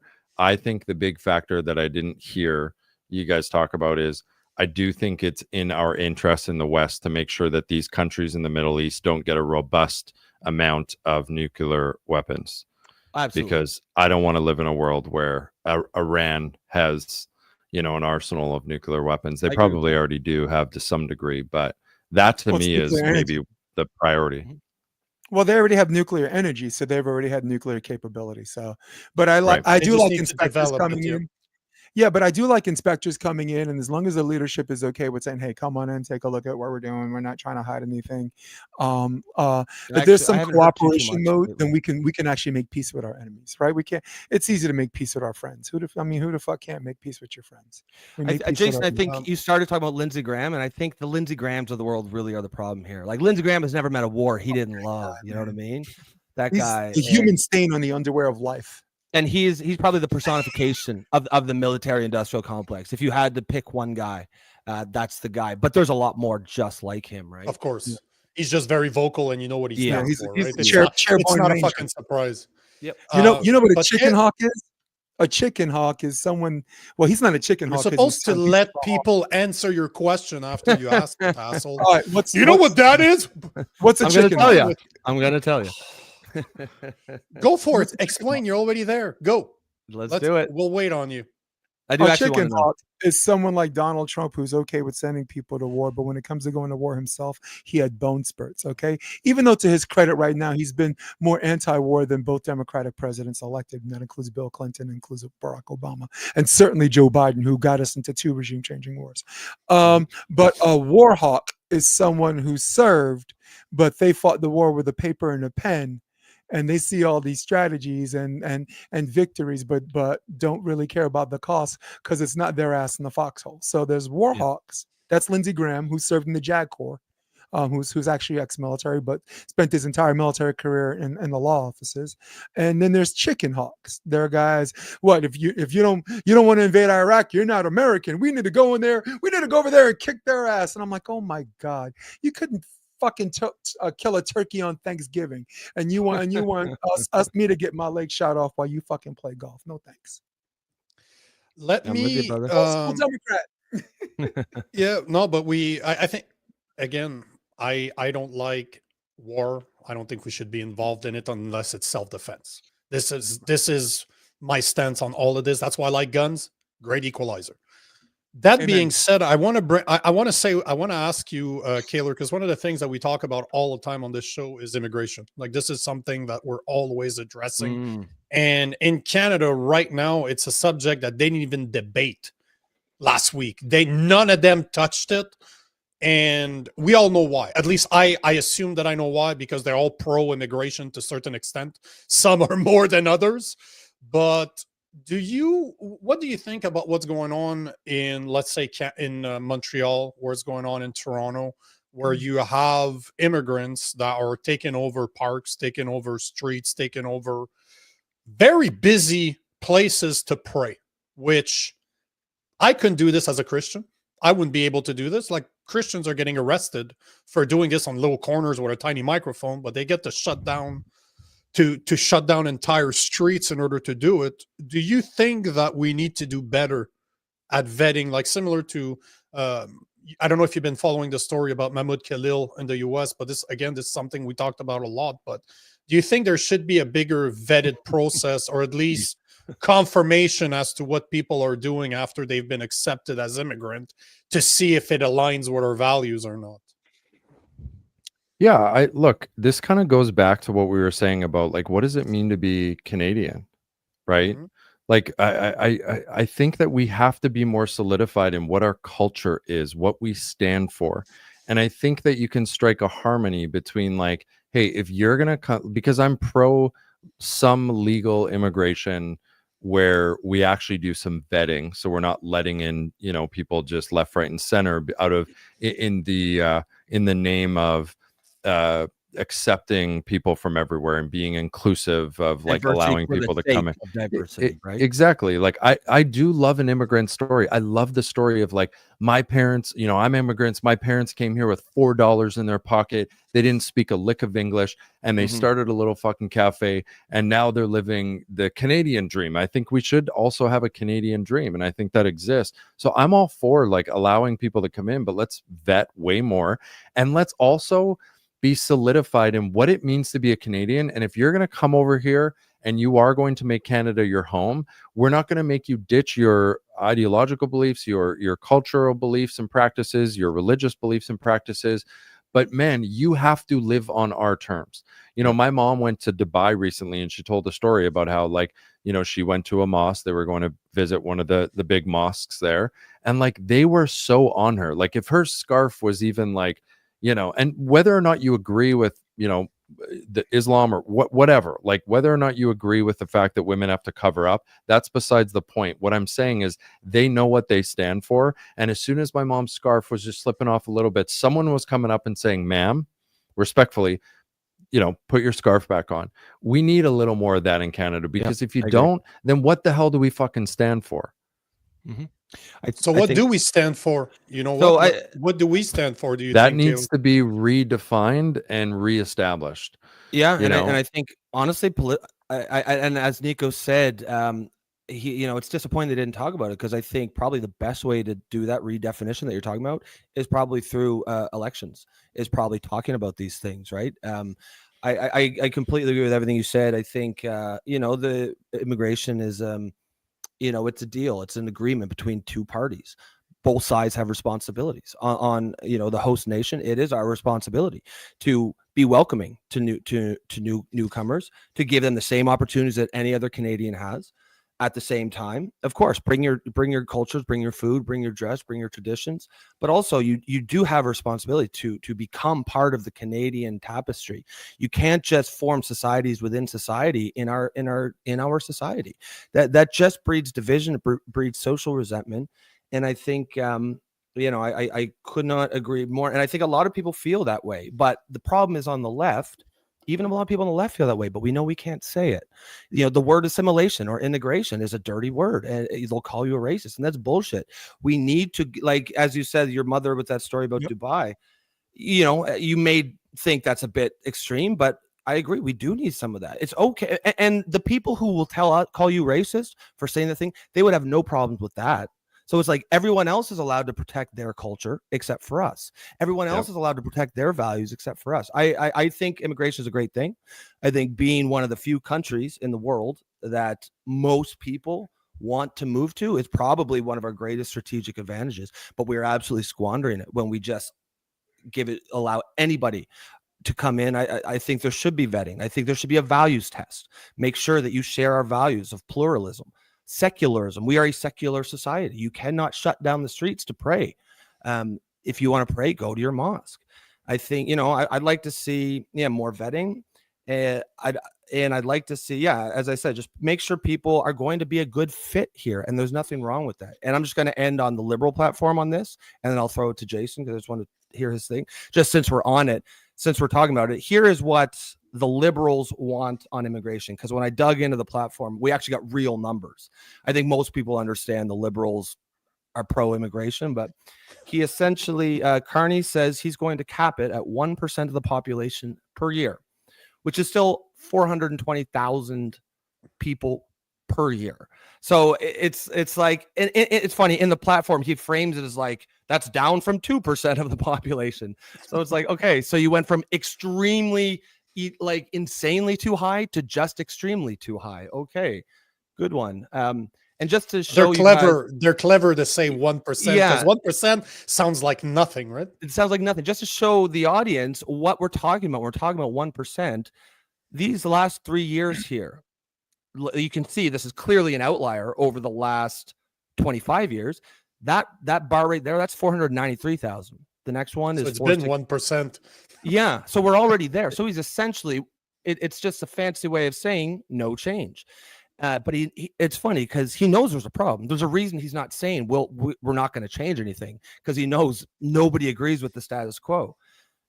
He's going to have, and that 420K, that's just new applications. That's newcomers alone. It does not include the students, people who are coming on student visas, and people who are coming on temporary work visas. That's 5%. That's 5% of the population. So that's another 2 million.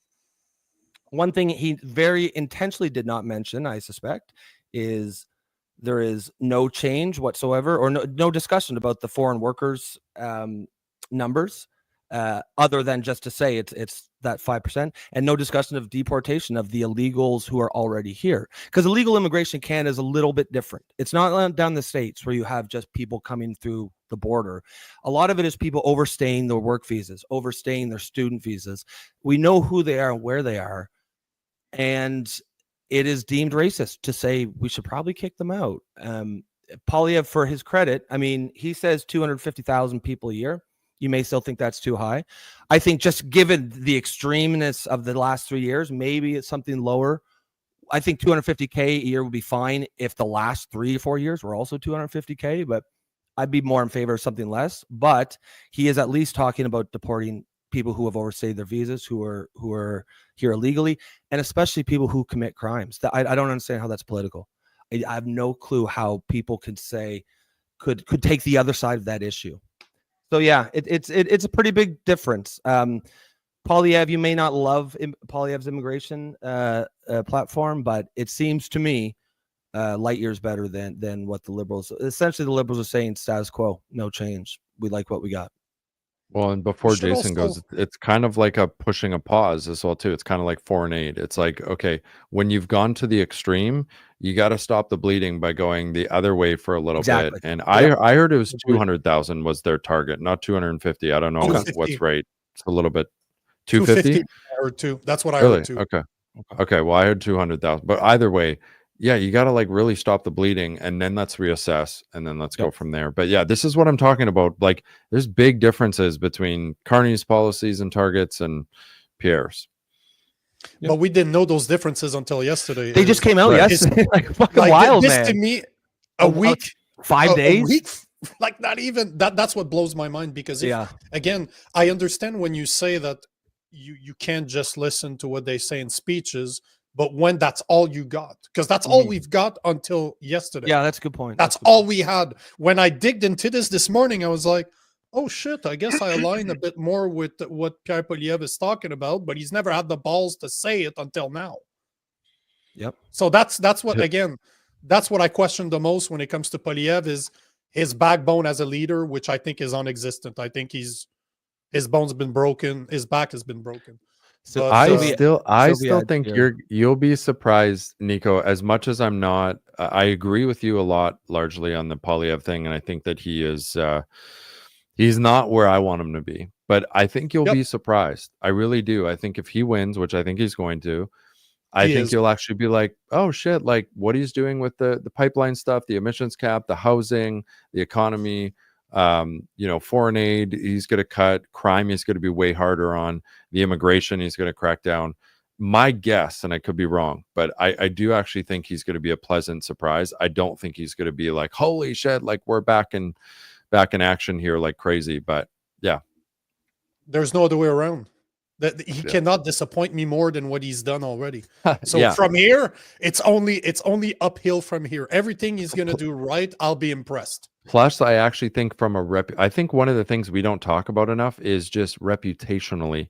Canada has taken a hit that I never thought Canada would take, because we used to be one of the top countries in the world, in terms of just reputation. And now we don't have a good reputation. I think he's going to restore that to a large degree over time.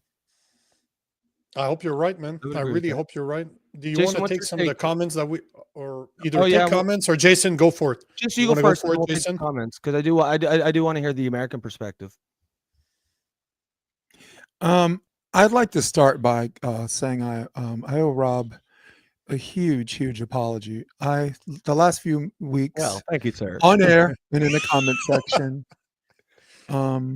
I've been not empathetic, and I have been not tolerant to what you guys are going through as far as freedom of religion and freedom of speech from your political and social lens, right? So I apologize, because because I feel like Nico is always breaking this up, because even though he enjoys it, whenever we are sitting here and arguing, having two different arguments, Nico's like, all right, we've gone too far. So I'm going to start by saying that I know it's funny and serious at the same time, right? No, but I want to say that after watching multiple episodes, you guys have a Muslim problem. Or a Muslim favoritism problem in Canada, Yeah. right? Now, with that being said, I'd like to defend myself where I've never contradicted that argument. I've never rebutted that argument. In fact, you've never even heard me defend MS-13 gangs or guys who may or may not be affiliated with MS-13 gangs. That has never, ever been my argument. And this is where you have to be more politically and socially tolerant of me. My argument has been free speech is not popular speech.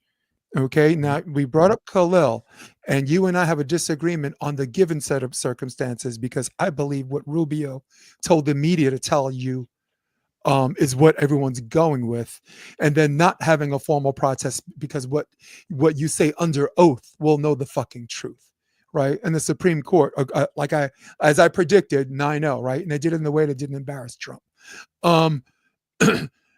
It is very, very bizarre that there's violence happening in the United States on these campuses, right?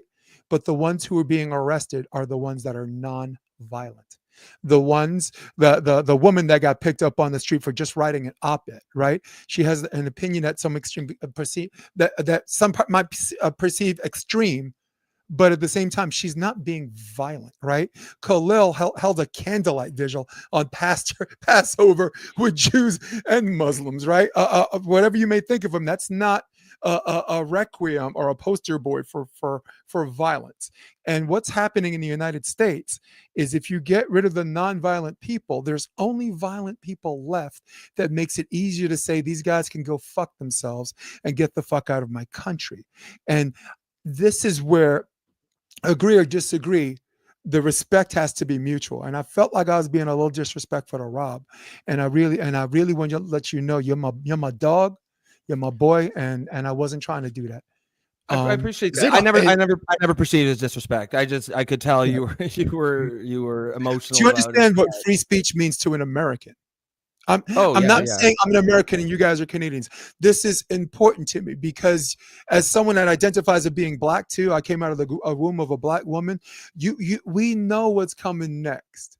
It's green card people, then it's anyone Latino, then it's anyone that's brown that has a problem with American politics. We in this country, the ALCU fought for the right for Nazis to protest in Skokie, Illinois, which is a large, huge Jewish community, right? So we have a reputation for fighting for unpopular speech. And Joe Rogan said it best about due process. In fact, I have a 2-minute due process though. But there was hold on. There was due process. No, but hold on. And there was no charge. That's bullshit. but There was no That's charge. that's not what due process means. It just means there's a mechanism, there's a system, and the That is- mechanism was yes. the immigration You're playing judge. verbal gymnastics here. No, That's not due no. process. Going in front of an Because immigration judge is some due guy process. said so. You're basically saying because some guy said so, that's due process. No, That's no, it just bullshit. And the is. It just Supreme is. Court Due- agreed due with process- me. 9-0. An Hey, immigration guys, judge is due guys. Can we again? This is one of those going a things that radical direction, and then there's you're kind of overcorrection. you're kind of proving my point here. Just drop it until Kaylor leaves. We can go back to it if you Well, guys I have a want. question for It's just- Kaylor before he leaves. Go for it. Kaylor, my question to you is, and we talked about it in the beginning of the podcast. As far as like liberals making a comeback to you, in order to solve this problem, you have to admit what the problem is, and I want to know if you co-sign with this. The problem has become political intolerance. Like, if you don't agree with every single thing, you're not one of us, right? And then they make their own party called the Green Party. And now the Green Party has become intolerant. Like, you're on our side except for everything but Gaza. You're not down with our Gaza cause. Then you're not one of us, right? So do you understand what I'm saying? And I think. Do you agree that political intolerance and 100% acceptance has been this impossible criteria that's a problem with the left, and can it be fixed? that purity test. Yeah, I think largely that's one of the biggest cancers of the parties on the left, and this isn't just in the United States, this is across the world. I think it's so interesting that the people who constantly and consistently emphasize inclusivity and tolerance and diversity are actually the ones who stand the least for, when it comes to their actions, inclusivity, diversity, and tolerance. Like it's such a paradox, it's not even funny. And I think it just speaks to that they weaponize those things and they politicize those things, and they're really just using them as a way to really come across as honorable and noble. But in actuality, when you look at their actions, which not many people in society have the ability to discern between what someone says and their actions, we've talked about that earlier. I just think for any critical thinking individual, they see through the bullshit, and they just say, like, what are you talk about inclusivity, but yet it's like you only include and tolerate people's opinions when they're convenient for your agendas. And I think that most of society, not most, I think a lot of people in society are waking up to that. And I think you're bang on, Jason. I think it's a really big problem. And I think that honestly, as crazy as it sounds, but I think that it's easy to listen to a Donald Trump talk about what he talks about, immigration, being harsh on it and all this stuff, and say, oh, he must be secretly a homophobe, a transphobe. When Donald Trump talks about, men are men and women are women, and they shouldn't be, men shouldn't be in women's change rooms. It's easy to hear what he says, or any conservative, and think, wow, they must be secretly racist behind the closed doors. I actually genuinely think, and I know not a lot of people on the left would, and most of them would vehemently disagree with me on this. I actually think that just collectively in general, people that lean more right nowadays, as opposed to the kind of like far left, are way more because we just value freedom. I don't care what you do in the bedroom. I honestly don't. And I will treat you, if you're trans and you don't push that on kids, on me, and make me have to play or participate in your perspective, and you allow me to be me, like, I will treat you as just as much of a human as someone who agrees with me on everything. I genuinely think that most people who are on the political right, as long as they don't step into the realm of extreme, are actually the most tolerant people. And I think a lot of people can see that. Look at Trump's cabinet. I mean, he's got more women. I mean, look at Susie Wiles, is like his right-handed woman, and like she's like kind of running the show. Honestly, she doesn't get a whole lot of credit. He has an openly gay person in his cabinet. He's got black people. He's like, you know what I mean? And it's just like, I totally agree with you in that, like, we just don't, on the right, I think nowadays we're in a good place because we just don't really care who you are, what you believe in, what sex you are, or whatever. It's like, if you're the best person for the job, we believe in meritocracy. I think that's a good point, and I think as you said, the left sort of fetishizes diversity, but it's a very specific kind of diversity. It's really the kind that doesn't really matter. It's superficial diversity, your identity diversity, who you have sex with, the color of your skin. No concept of political diversity, ideological diversity, anything like that. No diversity of thought. But Trump has look at who he's got. You got Tulsi Gabbard, and RFK. He's got Elon Musk. Those are all Democrats. Like, not only are they all Democrats, everybody that has the balls to win in 2028. They have all criticized Donald Trump pretty aggressively, right? Right. And we talked a lot about on this show, and I think what you said, I think would shock a lot of people on the left. But if you actually kind of dig into it, I think there's a really strong case to be made. And everybody that had the balls to win in 2028, he put on his cabinet. Tulsi Gabbard, for a chick, she's got some set of balls. She could have won, right? RFK, we had people, the Republicans said, I would never vote Democrat in my life, but I would vote for this guy. They got him. They wanted them all gone, and Trump's like, hey, come on the team, And that's the corollary. That's the corollary to the Democrat. Sorry, go ahead.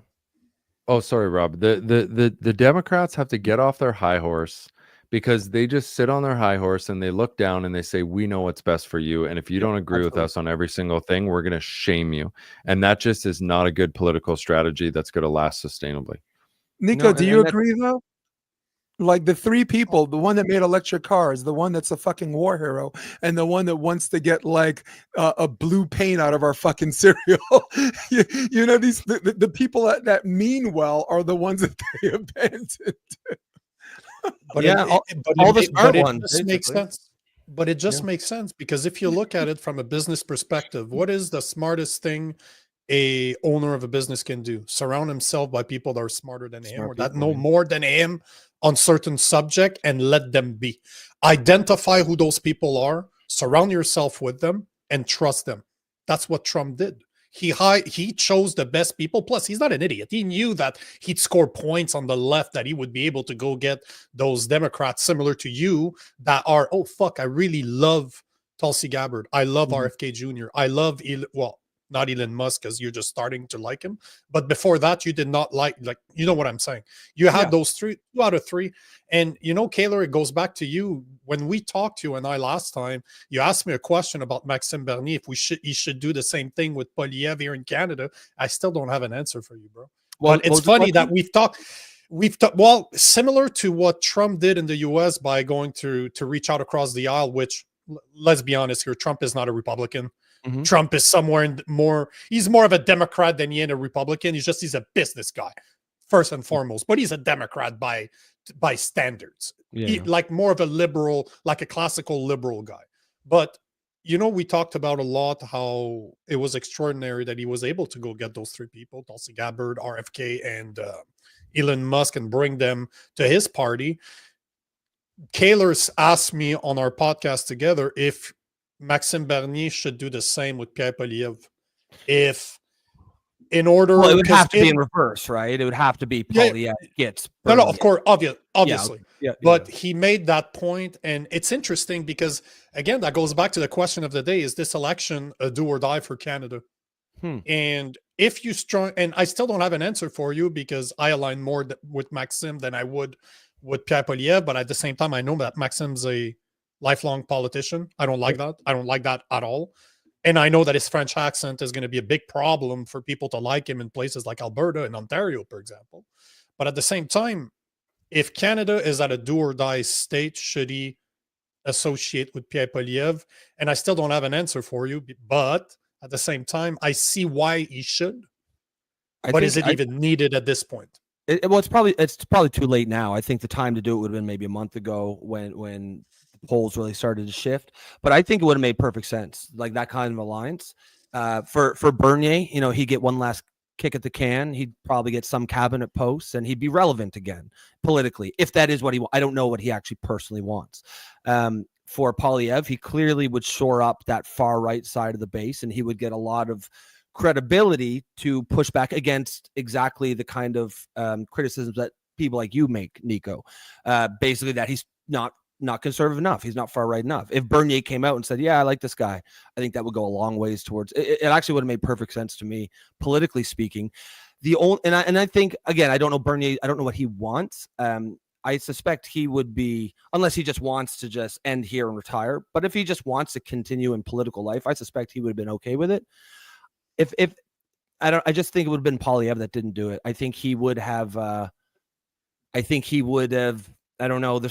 I don't know the guy's heart. I don't know his mind. I think something tells me he might have been reluctant to share that spotlight and thought he could win on his own. And maybe he can, but I think he would have had a much better chance if he did some sort of a move like that. Does anyone in the comment section have a question for Kaylor before he leaves? Well, I just want to take what Cheryl said here, because I think it's I agree to a certain extent, and I'm curious to see what Kaylor thinks. But Cheryl is saying, as I agree with Rob, it's too late now, and he's already badmouthed PP too much, as in Pierre Poilievre. But at the same time, did you see the amount of shit that RFK? Yeah, exactly. Everybody on the left talked against Trump, and Trump is just like, business decision comes. There's some nobility in it. There's some nobility. Calls him Hitler. Right? His own VP calls him Hitler. Yeah, exactly. Yeah, like, okay, so someone just said Bernier and PP are two different. Well, yeah, of course, That's the point, in fact. Yeah. Of course they're different. But and I even asked Maxime Bernier this myself when he was on my show. I said, hey man, like, can you answer me this question? Do you believe that there's only two political parties in a position to win in Canada in this federal election coming up, right?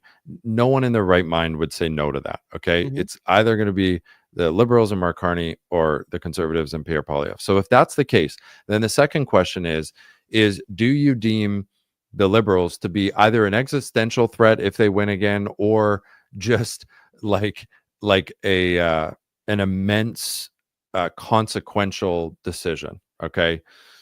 And again, Maxime would say yes, and he did say yes to that on my show. So then the third question becomes, are you in a position to win, Maxime?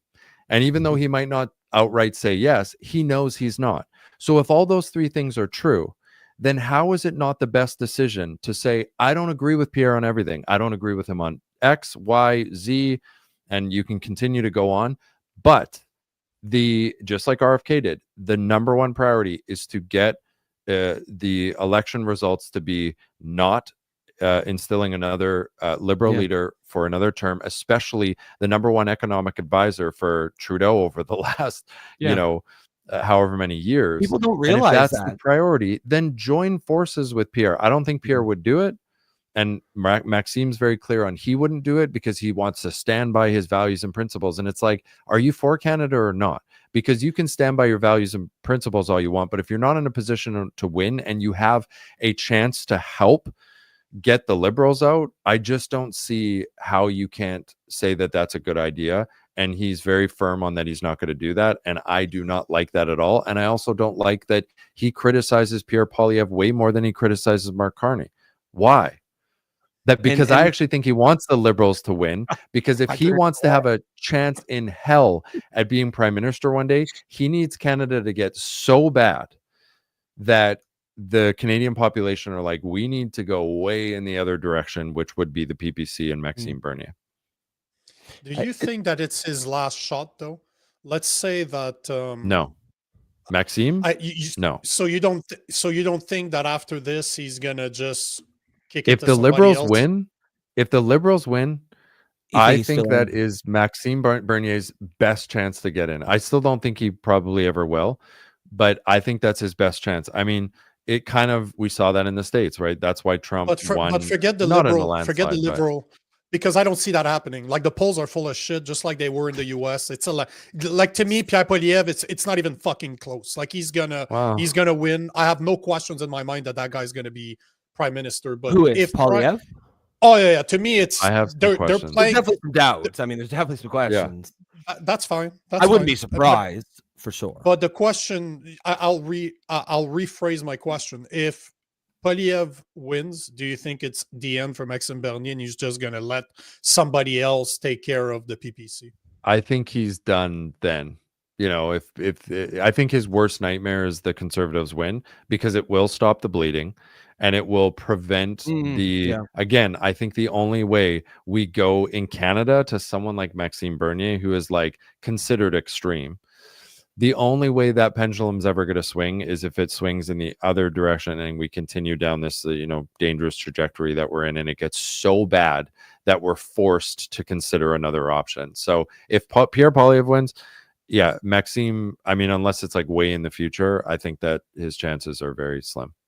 I think just to add on something you said, Kaylor, that's, where he said he said he wants to stand by his values and he wouldn't do that. But like from my perspective, the way I would see is like, now you've got to see at the table with something like that. You're in a much better position to actually input your values. Like that, it's better to have a little bit of some power than exactly, dude. It's a chess game. It's a chess game. Like, you can say you're standing by your values. What we want to hear from you, Maxime, is that your value is Canada, that you want us to thrive, and you clearly have no shot at winning. So therefore, play some chess. And he says, well, I don't want to support the Conservatives because I disagree with them on that. You think RFK agrees with Trump on everything? No. He said, I don't agree with Trump. I don't agree with Trump on everything, but this is my shot at being able to actually like make the impact that I want to make. And why can't Maxime do that? And convince them, persuade them to come to your side. It's even worse because RFK is the perfect example. Jason said that, and I'm going to repeat what he said, but he probably still believes that he would make a way better president than Trump, and still works under the Trump administration. There's a couple of questions or comments I want to take. Cheryl is saying, sorry, Nico, but Americans seem to have more critical thinking regarding your comment about Mr. T and RFK. Mr. T. About Mr. T? I've been in a fool. I don't remember commenting. After I'm done crucifying him, you next. Explain to me what you mean, Cheryl. She seems to agree with you she seems to agree with Kaylor about Max, which I can see that. And Sylvie, Clown World, is saying, I disagree with Kaylor. Yeah, see, there you go. You get both sides of the story here. Yep. That's the typical rhetoric we hear from the CPC supporter.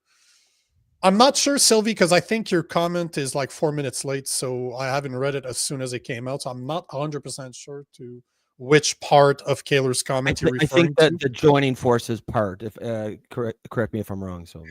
Have you guys learned like when he's not in a position to win? I just don't like. I'm not saying I'm right about everything. I just don't know how you argue that he's not going to win. So like, do you want the Liberals out or do you not? Like, I don't. Have you guys? To Rob's point, it actually helps Maxime. It would give him a seat at the table. It would make him more relevant, because he didn't even get invited to the fucking debate, right? Like, he's not very relevant. He's relevant in our circles, but overall in Canada, most people don't even know who he is. Like, most voters, like, who are just casually following and whatnot, I don't even think they really know who Maxime Bernier is. So like, dude, what are you doing? You're not in a position to win. And so it's like, so what's the alternative? He just keeps pushing for this campaign that he has that clearly is not going to come to fruition, at least anytime soon. Like, and for sure. So basically, are his values more important than? It's not about. It doesn't need to be an either or. He doesn't need to ditch his values. Yes, he doesn't need to ditch his values. That's probably the way he sees it, though. That's probably the way he sees it. It's really, or my values are more important than aligning. You can still hold your value. Like, I don't align with Pierre on everything, but I'm not voting Maxime. I align more with Maxime than Pierre, but I'm not going to waste my fucking vote. Ooh. No, but that is a speech that you hear a lot from the conservative, especially the ones that are more like similar to you and I, that align more with Maxime Bernier from a libertarian standpoint. Because for the people that call him far right, sorry, but he's not far right. I'm more right. I'm more right than Maxime Bernier, but yet I'm not as right as a Republican, right? So a traditional Republican. But that being said, I'll push back on what you're saying there, because if there's so many conservatives that would actually, conservative people that are actually real conservative, like the small C, not the big C, would vote for Maxime Bernier, could be argued that he could have a chance of winning. There's not in Canada. There's not. There's not enough conservatives that would. I see what you're saying. You're essentially saying, well, Kaylor, what if a lot of conservative have that attitude? Maybe he I'm playing could win devil's if advocate everyone- at this point. Yeah, and it's a fair question, but it's so evidently not. Like, again, most people don't even know who he is. And in Canada, we're not like libertarian enough. We're not like We're not radical enough. Well, I wouldn't even Not call. that he is Here we go Maxime with the left radical. calling us radical. No, again. no, no. Not that he is Oh, radical, boy. but that's the perception of him for sure. It is, and that's Yeah, why exactly. many So, like, Canadians will just he's- automatically tune it out. He's very similar to Trump. Like, you look at like Trump and Maxime, there's a lot of parallels there. And yet yeah. in Canada, it's viewed as radical. You're right, Rob. It's viewed as radical. And in the States, I mean, Trump won the popular vote. It's different. It's a different climate. So I just don't agree that if someone were to say, well, Kaylor, that's dangerous rhetoric, because like if everyone started to think the opposite, maybe Maxime would win. But it's like there's But he won't. just so clearly not enough Yeah. Canadians or conservatives that would even consider voting for Maxime. So I do deem this election it to be a wasted vote. I think that's very clear. You want to Yeah. answer this, Kaylor? Because that one is directly at you. You see the comments at the bottom, right? Yeah, because he's Sylvie- not in a position to win, then should he cave and go back to the establishment? It's not caving. That's our whole point. It to me, it would be this, hey, here's the deal. And RFK did it. He did it very well. I don't support all of the policies of Pierre Poilievre and the Conservatives. But guys, I want to call a spade a spade. I'm not in a position to win in this election, and I do deem the Liberals to be very consequential if they win. I care about Canada, more than anything. So I'm going to endorse Pierre because I think he is a better solution, and he's the only one that's in a position to win outside of the Liberals. So I'm going to put my hand in and do what I can to make sure that they win now. And then for the next election, you better believe I'm going to be coming out swinging. And I hope to be the prime minister for the next election. It would, you can hold your values and stand by your principles and also endorse another candidate. I think RFK proved it. And it's hard to disagree with the part that he's unknown to most Canadians. Like if you look at people that are not like us that follow politics day in, day out, it's hard to disagree that he's not known. He's never been able to debate. He's never been able to be on the big stage in Canada unless he went to podcasts in the US. But giving him associating with Pierre Poilievre, it's hard to disagree that he would probably negotiate a place in his an actual minister position, which would give him a chance to get more Absolutely. known to the regular base. So it's hard. I totally understand where you're coming from. I really, really see the advantages, but at the same time, I don't see him ever doing it. Like even if he had time, even if this was a month ago and that option was on the table, I personally don't see him ever going for it. I agree. And let me say something that is going to piss some people off. If you vote Maxime, even though, again, I want to be clear, I align. There's very few things Maxime say policy-wise that I disagree with. Like I would love to see him as prime minister one day, so long as he actually follows through on what he talks about. But yet I'm voting for Pierre in the election. I think that if you vote for Maxime in this election, that is purely an emotional decision. You're voting based off your feelings. He's not gonna win. It's so obvious and evident. Okay. Sorry, it's hard to take you seriously. I know. When you I know there was fireworks there. behind you. I know. It's an emotional decision, and I'm sorry, guys, but like here we go again. I think it's because I'm giving 2 thumbs up. Okay. It's an emotional decision, and like guys, this is one of those things. Whether it be investing in business, in politics, you have to think with your brain. Okay. Well, you have to be pragmatic, right? Like politics is pragmatism. You have to be practical. It's net positive. It's all about what's net positive. Yeah, greater good, right? Or lesser evil. However you want to say it, it's all the same. This is another one for you. Sylvie's just continuing, and she's basically saying, we don't have 4 years. Good God, Kaylor. Oh my God, lol. I assume that was about the fireworks. Well, I think like I think Clown some World. people Vote for Maxime then. Like, and waste your vote, and then but at the help same the time, Liberals get in power. let me ask Sylvie a question first, and you guys can continue. Sylvie, because she's here every day, basically, so she's worth the attention. But Sylvie, if you don't agree with Kaylor, which I understand, I get it, do you believe that Pierre Poilievre is better than a liberal government? Because even Maxime, he's told us that he's not going to become prime minister. That he's fully aware of, and that he said it on our podcast and he said it on Kaylor's. So he knows also he's said not that going the to. Liberals would be way worse. Yeah. So if we take it from what Maxime has said, isn't it better to have a conservative government than a liberal? Because personally, I think I would much rather a conservative than a liberal. But let's be clear, I'm not voting for anybody. I'm not. I will not be voting. I wish there was a category where I could simply say that I don't condone any of the people that you want me to vote for. Split, put it in an envelope, and that's tabulated because I'm not. You don't have voting. one of I'm those? not. No, Do you we guys don't have. one? There should be We one. don't have a Definitely way. should be We one. don't have a way to tabulate the people that are not happy about got the that in system and the candidates. So, Yeah. but We my have point is here, that. thank Yeah, but That's I good. wish we did have that in Canada. But my point is that, isn't it? Do you not believe that the Conservative Party will stop the bleeding? Because that's one thing I will agree with Kaylor, is that I do believe, if you give me a choice, if we have two parties and I need to vote for the lesser of two evils, obviously I would take a Conservative Party over a liberal. So then I'm going to give you shit right now, Nico. How the hell are Well, you that's not fine. voting then? Because I cannot vote for somebody my values don't align with. Because see that cross right there? This is my that right main there thing is right emotional thinking. This is my whole point. there. I But it's cannot not. believe you're not voting. You just It's said not. a fact, a logical, objective No. fact that you hold to be true, and yet you're making a decision off your feelings, which I think It's is not about such feelings, dangerous it's about thinking. faith. But it's about faith. It's not about feelings. Because my feeling would be, for if I listen to my logic, I would vote for Pierre Poilievre because of exactly the reasons that you mentioned before. But Yeah. I do not have faith in men. I have faith in God. I will not. Let me tell you a little story. No, Let me tell you a quick story. Just let me finish. All I'm saying is I cannot condone somebody I don't agree with.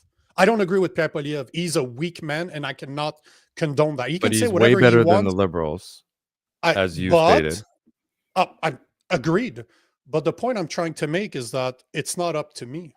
I have faith in God, and whoever is chosen Let me tell you a quick was story. meant. No, but let me finish, bro. I put my faith in God. Whatever my vote as an individual is not going to change anything. In my head, Pierre Poilievre's already won. My point I'm trying to make is I cannot condone his action, nor can I vote for him. But at the same time, I have faith that God is doing this. Whoever wins, it was out of my control either way. So I have faith in God. Let me tell you why that is such dangerous thinking. And I don't even think that is aligned with what God would want you to do in this situation. So quick story. You might have heard of it, but I think it'll be really good for the audience. And I love it when people, it's what I always bring up when people say, like, I'm putting my faith in God. God will save us. Or that's where I'm putting my faith. A man is stranded out at sea and he's about to die. And a boat comes up to him on one day, the first day, and says, hey, get in the boat. You're clearly stranded. I'm here to save you, and we'll go back to land. And he goes, no, God will save me. The second day, someone comes out with a boat and says, hey, a different boat, and says, hey, get in the boat. I'm here to save you. Let's go back to land. And he says, no, God will save me. I'm putting my faith in God. It's all good. So the boat he goes, okay, the boat leaves.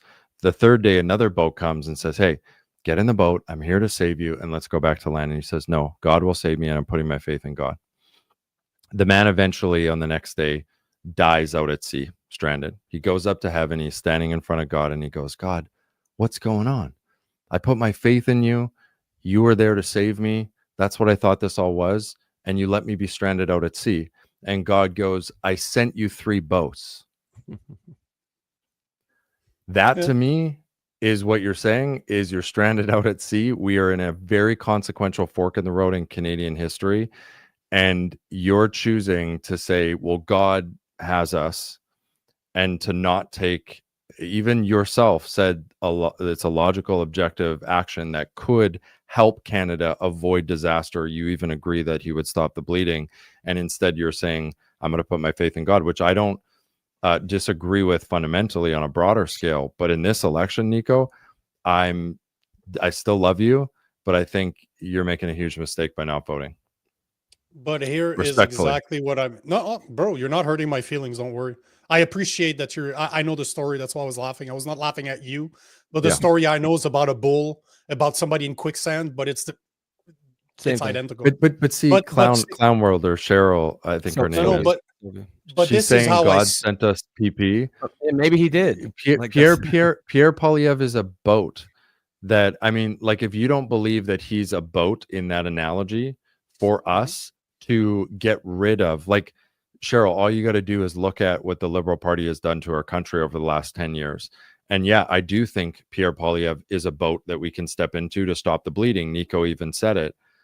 So that end of story. I mean, it's kind of like saying that I'm saying God sent us Pierre Poilievre sounds like this crazy idea. And it's a good way to shut down my argument. But like, yeah, I do think it's a boat for us. I absolutely do. That doesn't mean that Pierre's perfect, or he's godlike, or he's a savior. It's just a very clear thing to me. Where on that note, I do have to leave soon, but we've been awfully quiet, Rob. yeah. I'm just letting these guys go through. It's been a good conversation, to be honest. Can I just quickly add one thing? Let me answer him, because I haven't had the chance to answer what he's saying. But this is where you and I will disagree, and I'm not going to doubt your faith, because I don't know. We've never had that conversation man to man, you and I, so I don't know where you stand when it comes to faith in God. But I see what you're saying. I fully understand what you're saying. But again, that's where logic and faith are often cannot coexist. That's why sometimes you just have to say it's not up to me. And you know, we've come to a point in politics where we vote for the lesser of two evils, but voting for evil is still evil. That's the point I'm trying to make. So I fully understand where you're coming from, but at the same time, I'm a Christian. I believe that one day it's going to get a lot fucking worse than what it is right now, and that's when my Savior is going to come back. For all I know, we're in Revelation right now, and it needs to happen. This is the point I'm trying to make. So how much faith, what do you have faith in, is where my perspective is. But at the same time, I'm still someone, like I've said on this show before, I wish there was another option, like a sixth option, where I could simply say, there's something very wrong with the system. I cannot condone any of the people that you have there, but I still gonna take my responsibility as a citizen of Canada to vote and say, I care to vote. I took the time to do so, but I want you guys to change the system, and I cannot encourage whoever you're presenting to me. And this is where I stand right now. And it just doesn't get you. I mean, I just don't see how that is. I get the premise or the thesis that you have, but it's like, you're kind of, it's like a contrarian, like I'm not for this, I can't support it. But I don't think that ever results in reform by not voting. You not voting to me doesn't change the fact that we're voting for the lesser of two evils. Yeah. Well, Cheryl here agrees with you, Kaylor. She says, I am in agreement with you regarding Max and PP. I think for me, the thing is, I don't know if this is what some people think when they hear about that. I don't think it requires Max to like give up everything he's built with the PPC. Like perhaps he goes back to it in 4 years. It's more just get a place at the table, like then you can influence, your values, whatever's important to you. You can try, because if Poilievre was willing to do that, Bernier now has some leverage. Max has some leverage to say, okay, I'll do this. Here's what I need from you in return. Some policy issue, something that you're going to have to come back. To me, I mean, it is about pragmatism. Politics has to be. There's just no way you can. And I see it on the left, and that's the only reason why I'm sort of like, that's the perspective I take on this debate. The left has destroyed itself with purity spirals, with purity tests, where if you don't agree with 100% of everything that I say, then okay, well, I'm not going to vote for you. And we saw what happened to Kamala. She lost. Thank God she did. But that is why, because there's a lot of people who are on the left who thought she wasn't left enough. who did not vote for her because of that. So yeah, I mean, I think I agree with you on I agree with you, Kaylor. I think politics has to be practical. I think it has to be pragmatic. I do understand where Nico's saying. I mean, it's obviously politics is also all politics is local, right? It's incredibly personal, and I mean, I understand the desire to want to like your vote. I'm not thrilled about voting for Poilievre. I wish he never made me feel good about it, but I just think I just think that the Liberal Party has been just too much of a disaster to get rewarded again. Jason, what's your you want to Well, boys, I gotta get going. This has been awesome. I live for conversations like this. I love healthy, logical, regulated discourse, and that's what this has really been. So that's what thank this you show so is much. all about. Come on Thank the you so option much, if you have Kaylor, for 3 being hours. here. If you have 3 hours to spare, come on the option pod. Yeah, Anytime you want. We can Anytime talk you about want, we'll have you back on, man. Yeah, this is a great this time. is so good. I love what Great you guys time. are doing. I'll This is great. You're the man. And Cheryl, much love. It's all good that we disagree, but yeah, They're used to it. hopefully- Don't worry about it, man. Yeah. They're used to it. This That's is what the- we do every day. So Polyorphan's stuff. way, man. Yep. Yeah, that is it. That is Yeah. it. It's a big tent Totally. over thanks for here. being. It's a big tent. So we Before you leave, anything you want to throw out there before you go? Yeah, just if you liked what I talked about. I mean, Nico's been on, well, a couple times because we replayed the episode that I was on your podcast, and yeah, Awaken Winning is my podcast. So if you want to check it out, you totally can, and you can check out Is that mine on and YouTube? Nico's episode. It is. We're trying to expand our YouTube more. Spotify and Apple is, probably the best place to find us. But guys, I'm definitely open to if you guys want to have another 4-way, right? Which has been really fun. I You want guys him on can the come on the option. Awaken Winning.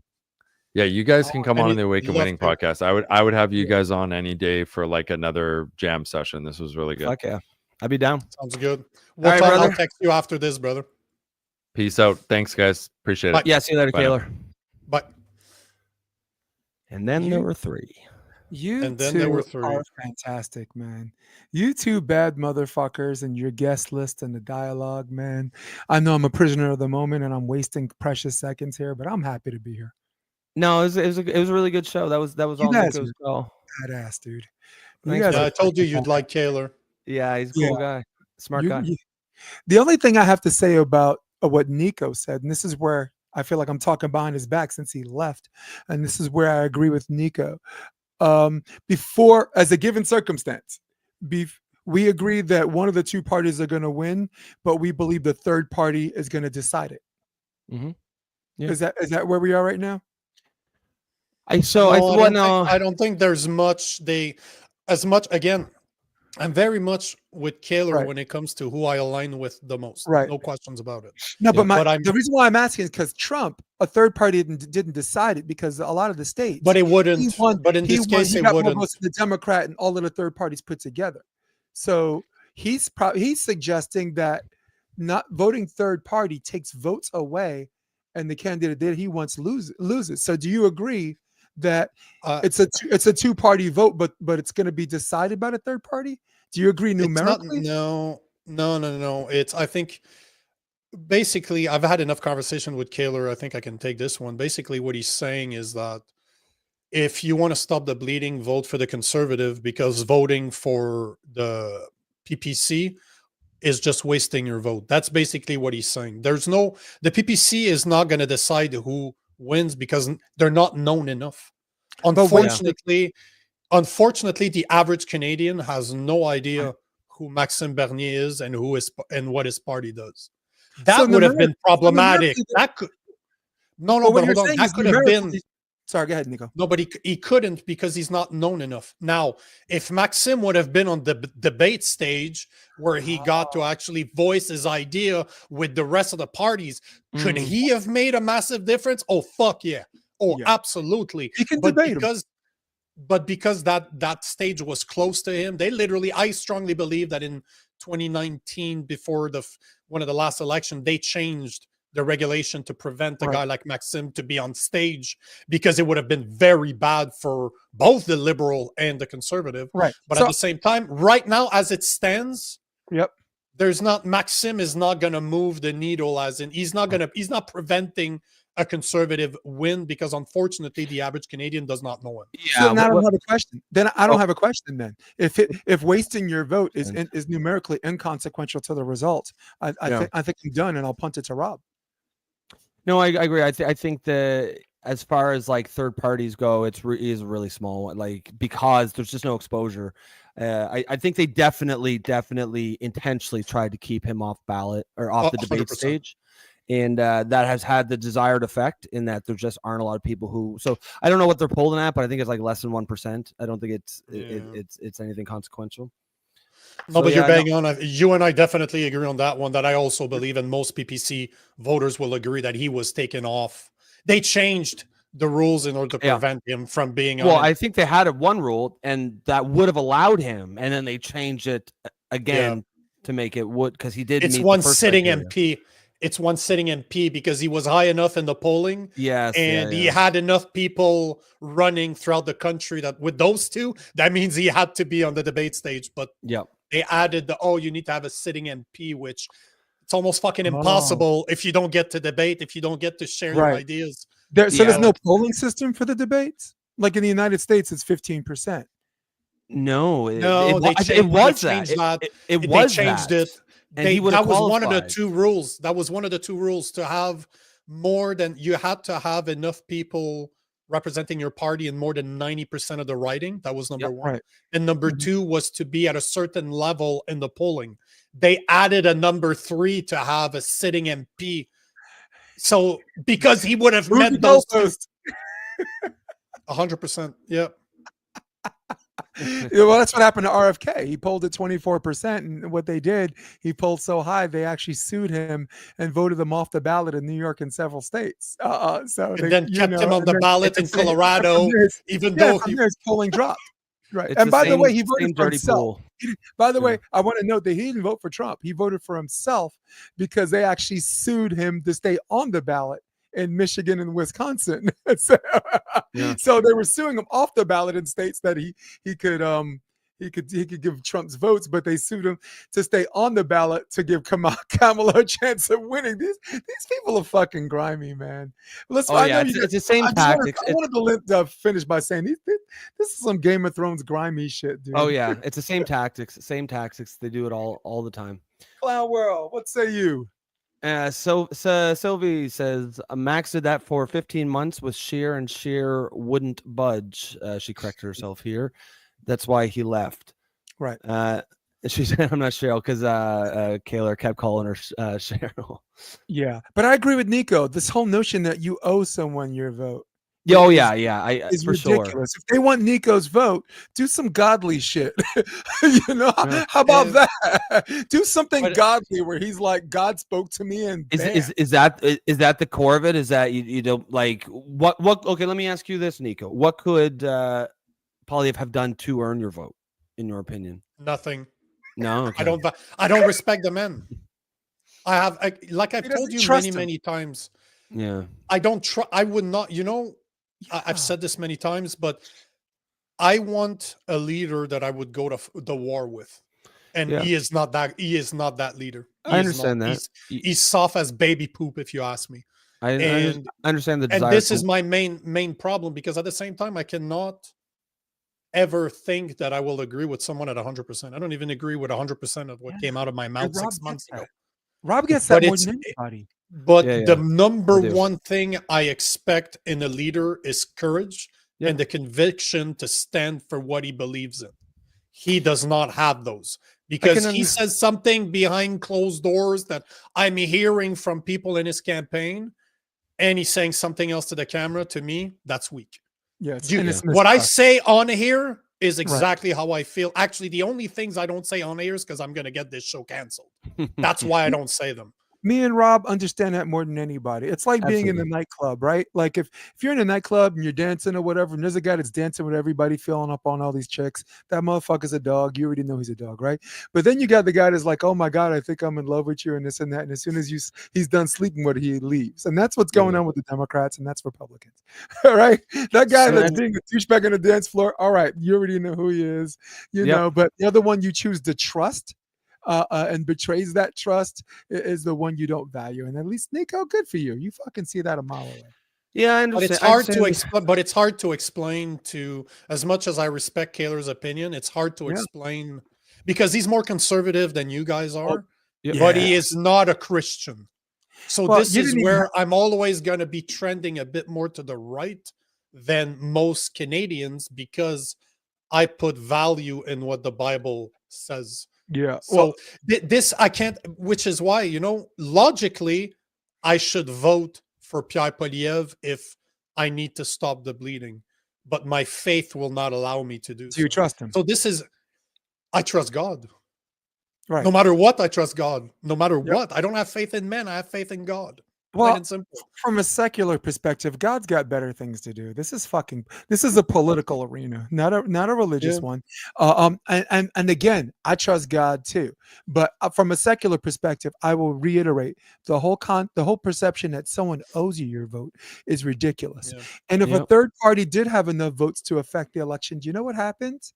The next election, that third party gets bigger and bigger. But if you keep saying existential threat, you're only going to have two parties. And as an American, I'm like, have Canadians learned nothing from our three existential election threats, which the Democrats only won 1 out of 3. And if you ask the real hardcore conservative, they would say 0 for 3 because a lot of them thought Trump won in 2020.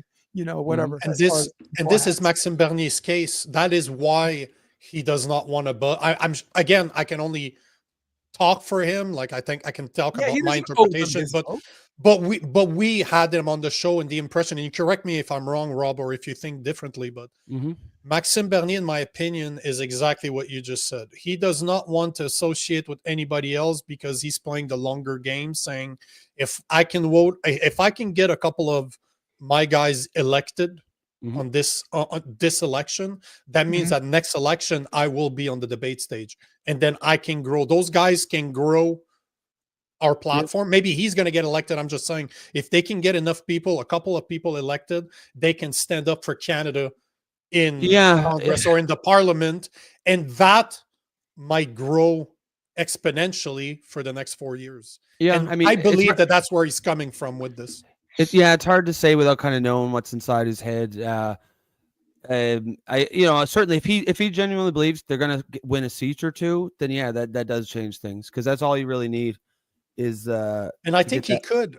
And I think he could, like a guy like Jason Lavigne, where he's running somewhere in rural Alberta somewhere. Yeah, I definitely could see it. His opinion has weight, and he's not moving the needle, as in, even if everybody votes for him, that's not going to prevent Pierre Poilievre from winning. Do you know what I'm saying? Because Jason, he wants a conservative government to be elected because he knows that the PPC will not form government. I think we can all agree with that. Oh yeah, Maxime Bernier will agree with that too.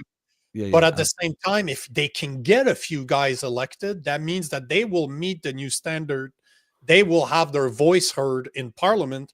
That could definitely move the fucking needle towards his party in the next election. Right? But Rob, you agree that lesser of two evils means compromise. You want this guy to change his vote and support the other guy. Where's what's in it for him? Where's the compromise other than boogeyman? Well, you mean for Bernier? I mean, I think he could. Like I said, if he gets a seat at the table inside Poilievre's inner circle, he can try to shift some policies his way. At the end of the day, it's really hard to say without knowing Bernier's overall plan, right? Like if he's got a plan and he's executed on it, and that's one thing, right? Yeah. If he's because at least with RFK, right, we knew that he was about health or whatever that both parties can agree with, right? Like exactly, right. Trump is never going to agree on the war in Ukraine. I feel like the debate that's been going on for the past 45 minutes is really about how you view politics. I don't think it's a right or wrong answer. Some people view politics more as pragmatism and a practical standpoint. Some people view it more as, it's got to be personal. You have to feel good about your vote. And I don't think there's a right or wrong answer. I think it just comes down to your own personal style, what you personally think. I thought, obviously me and you didn't have a whole lot to say during that We grabbed debate. the popcorn. Yeah. But I forgot my popcorn.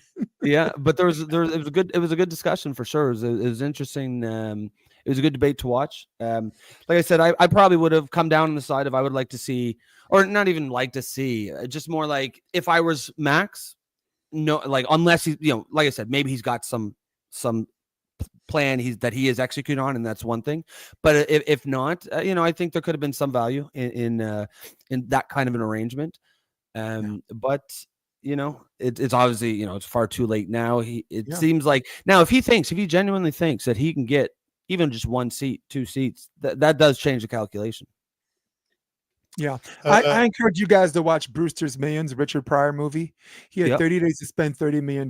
So at the end of the movie, he decided running for office was the fastest way to do that, and he ran for mayor of New York on none of the above, campaigning for none of the above, and none of the above won. So they had to do a 12-month extension and it was a great movie. It's called Brewster's Millions. He had 30 days to spend $30 million to get his true inheritance of $300 million. Go ahead. Cheryl, what say you?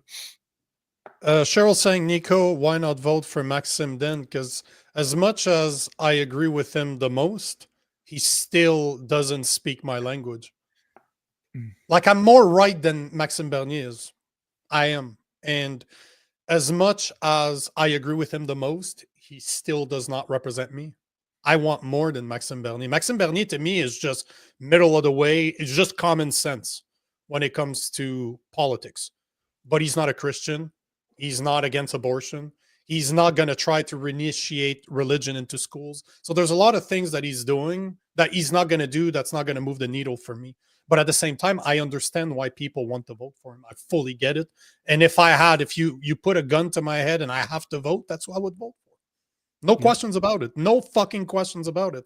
But that's why I've been proning the idea of adding another stage or another option just to say, I'm tired of this. This is not working for me. But unfortunately, it doesn't exist. I do like that option. We've talked about that before on the show.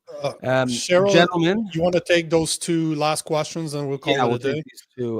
So Cheryl agrees. She says none of them really represent me either. Nico, Cheryl says, and Sylvie says he is a Christian and he does want to reopen the abortion issue. He talked a little bit about that on the show. We'll call that the political orphans. Vote for the orphans. I think you and Rob should start. Cheryl says, "I think you and Rob party. Yeah. I think you and Rob should start a new political party." And hey, we'll start. I'd volunteer a campaign. I would volunteer. We're good talking about it. I don't know. Maybe someday. Maybe question someday. before you guys leave. Yes. Just let me thank Sylvie. Thank you. Well, we've already had a female prime minister in Canada, so the but U.S. who has a better chance of electing a female president? It's Democrats or Republicans? I believe this. The Republicans, 100%. 100%. The Republicans. That's all I got. Sylvie, Jesus. Yes, the Robbie party. You know what, Sylvie? Though I don't want to invite. No, that would just bring a bunch of homosexuals. Yeah, but all the homos would be voting for Robbie. Hey. Instead of like seeing-eyed dogs, you have like seeing-eyed midgets. This way, blind people can go drinking. Yeah. Right. We're on TikTok, so tiny people. Sorry, I'll fix that. We're gonna get in trouble for the M word now. Yeah, the midge. But that's a Rob idea. Like, dude, blind people, they deserve to drink too. And how are you supposed to do it with a seeing-eyed dog, right? Bark twice if he's got a beer. What do you guys think? I want to thank the people in the comment, as always. Awesome.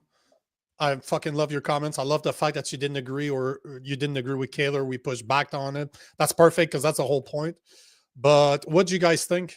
Jason and Rob, just like 1 minute each. What do you guys think about Kaylor? What do you think about the conversation as a whole, actually? I thought he was a smart guy. I thought he was definitely a good guest on the show. I think I thought he had a lot of interesting points. Obviously, I'm not going to agree on every single point, but he definitely articulates himself well. And I thought, I thought it was a great show. I think I think as far as political, good faith actors and honest human beings are concerned, I'm always going to have respect for someone that's upfront and he means what he says and he says what he means, and I got that sense from him. And again, I'd love to be your freaking lefty here, but I don't. There's no label for me. Yeah. There's some things where I'm like, we need government, we need a freaking firefighter department, we need a military, right? Those are government programs, right? We need a post office, maybe not. But so there's some things I'm gonna agree to disagree, but I'll always talk to. I mean, I'd love to get them in a room 3 hours, man, and just cut loose. I like that. Oh, god damn, that It'd be a lot sounded of fun. gay. Sylvie says Go Robbie ahead. could get his security clearance if he's gay. Yeah. What was that Polyev said? me, Yeah. dude. Very They well. told me if I Very got good. my security clearance, it would make me gay. Yeah. But yeah, Jace, that is one thing you guys have in common. You do love the cock. So Yeah. Oh, Well, yeah. yes. you want you just said you wanted to have Kaylor alone for 3 hours. So Pound Sorry, one. bro. But I like how your mind works, because that was the first thing that came to I'm- your mind, Nico. I'm So French, now bro. we worried I'm about French, you. bro. Yeah. No, just on the weekends during the Yeah. week. He's the one Nicole- that actually said it, right? Out of the three of us, he's the one that keeps bringing Yeah. up cock. So it's making me wonder. Yeah. Bro, you don't know what I'm doing under this desk. How many Come on. times Rob brought up cock Yeah. on this podcast? Yeah. You want to Yeah, close yeah. this off, Rob? Yeah. Okay, guys. Hopefully, you guys had good. There was again a lot of audience engagement. As usual. We do this show for you guys. I'd like to hear. Maybe tomorrow we'll hear what you guys thought about the show, what you guys thought about Kaylor. Obviously, we know what Cheryl and what Sylvie has to say, but yeah, I think hopefully you enjoyed that. If you did like it and you want to see more of it, let us know. As always, you could have been anywhere in the world today, and you chose to be here with us, and we're always going to appreciate that. Jason, you want to add anything to that before we sign off? I look forward to this every Wednesday and every morning when I'm not working and coaching. I'm here. In fact, yesterday I said, "Hi, my name's Jason DeBias," when I'm not busy being a hater. I listen to the Polyorphans podcast, and I'll end on that. Yeah. Sylvie says, thanks, guys. Sylvie, thank you for the engagement, and it was actually kind of cool to have audience, push back on some of the guests and stuff. And Kaylor, I think, certainly thought that was cool as well. It's getting bigger, guys. Yeah, we will check you guys tomorrow, same time, same channel.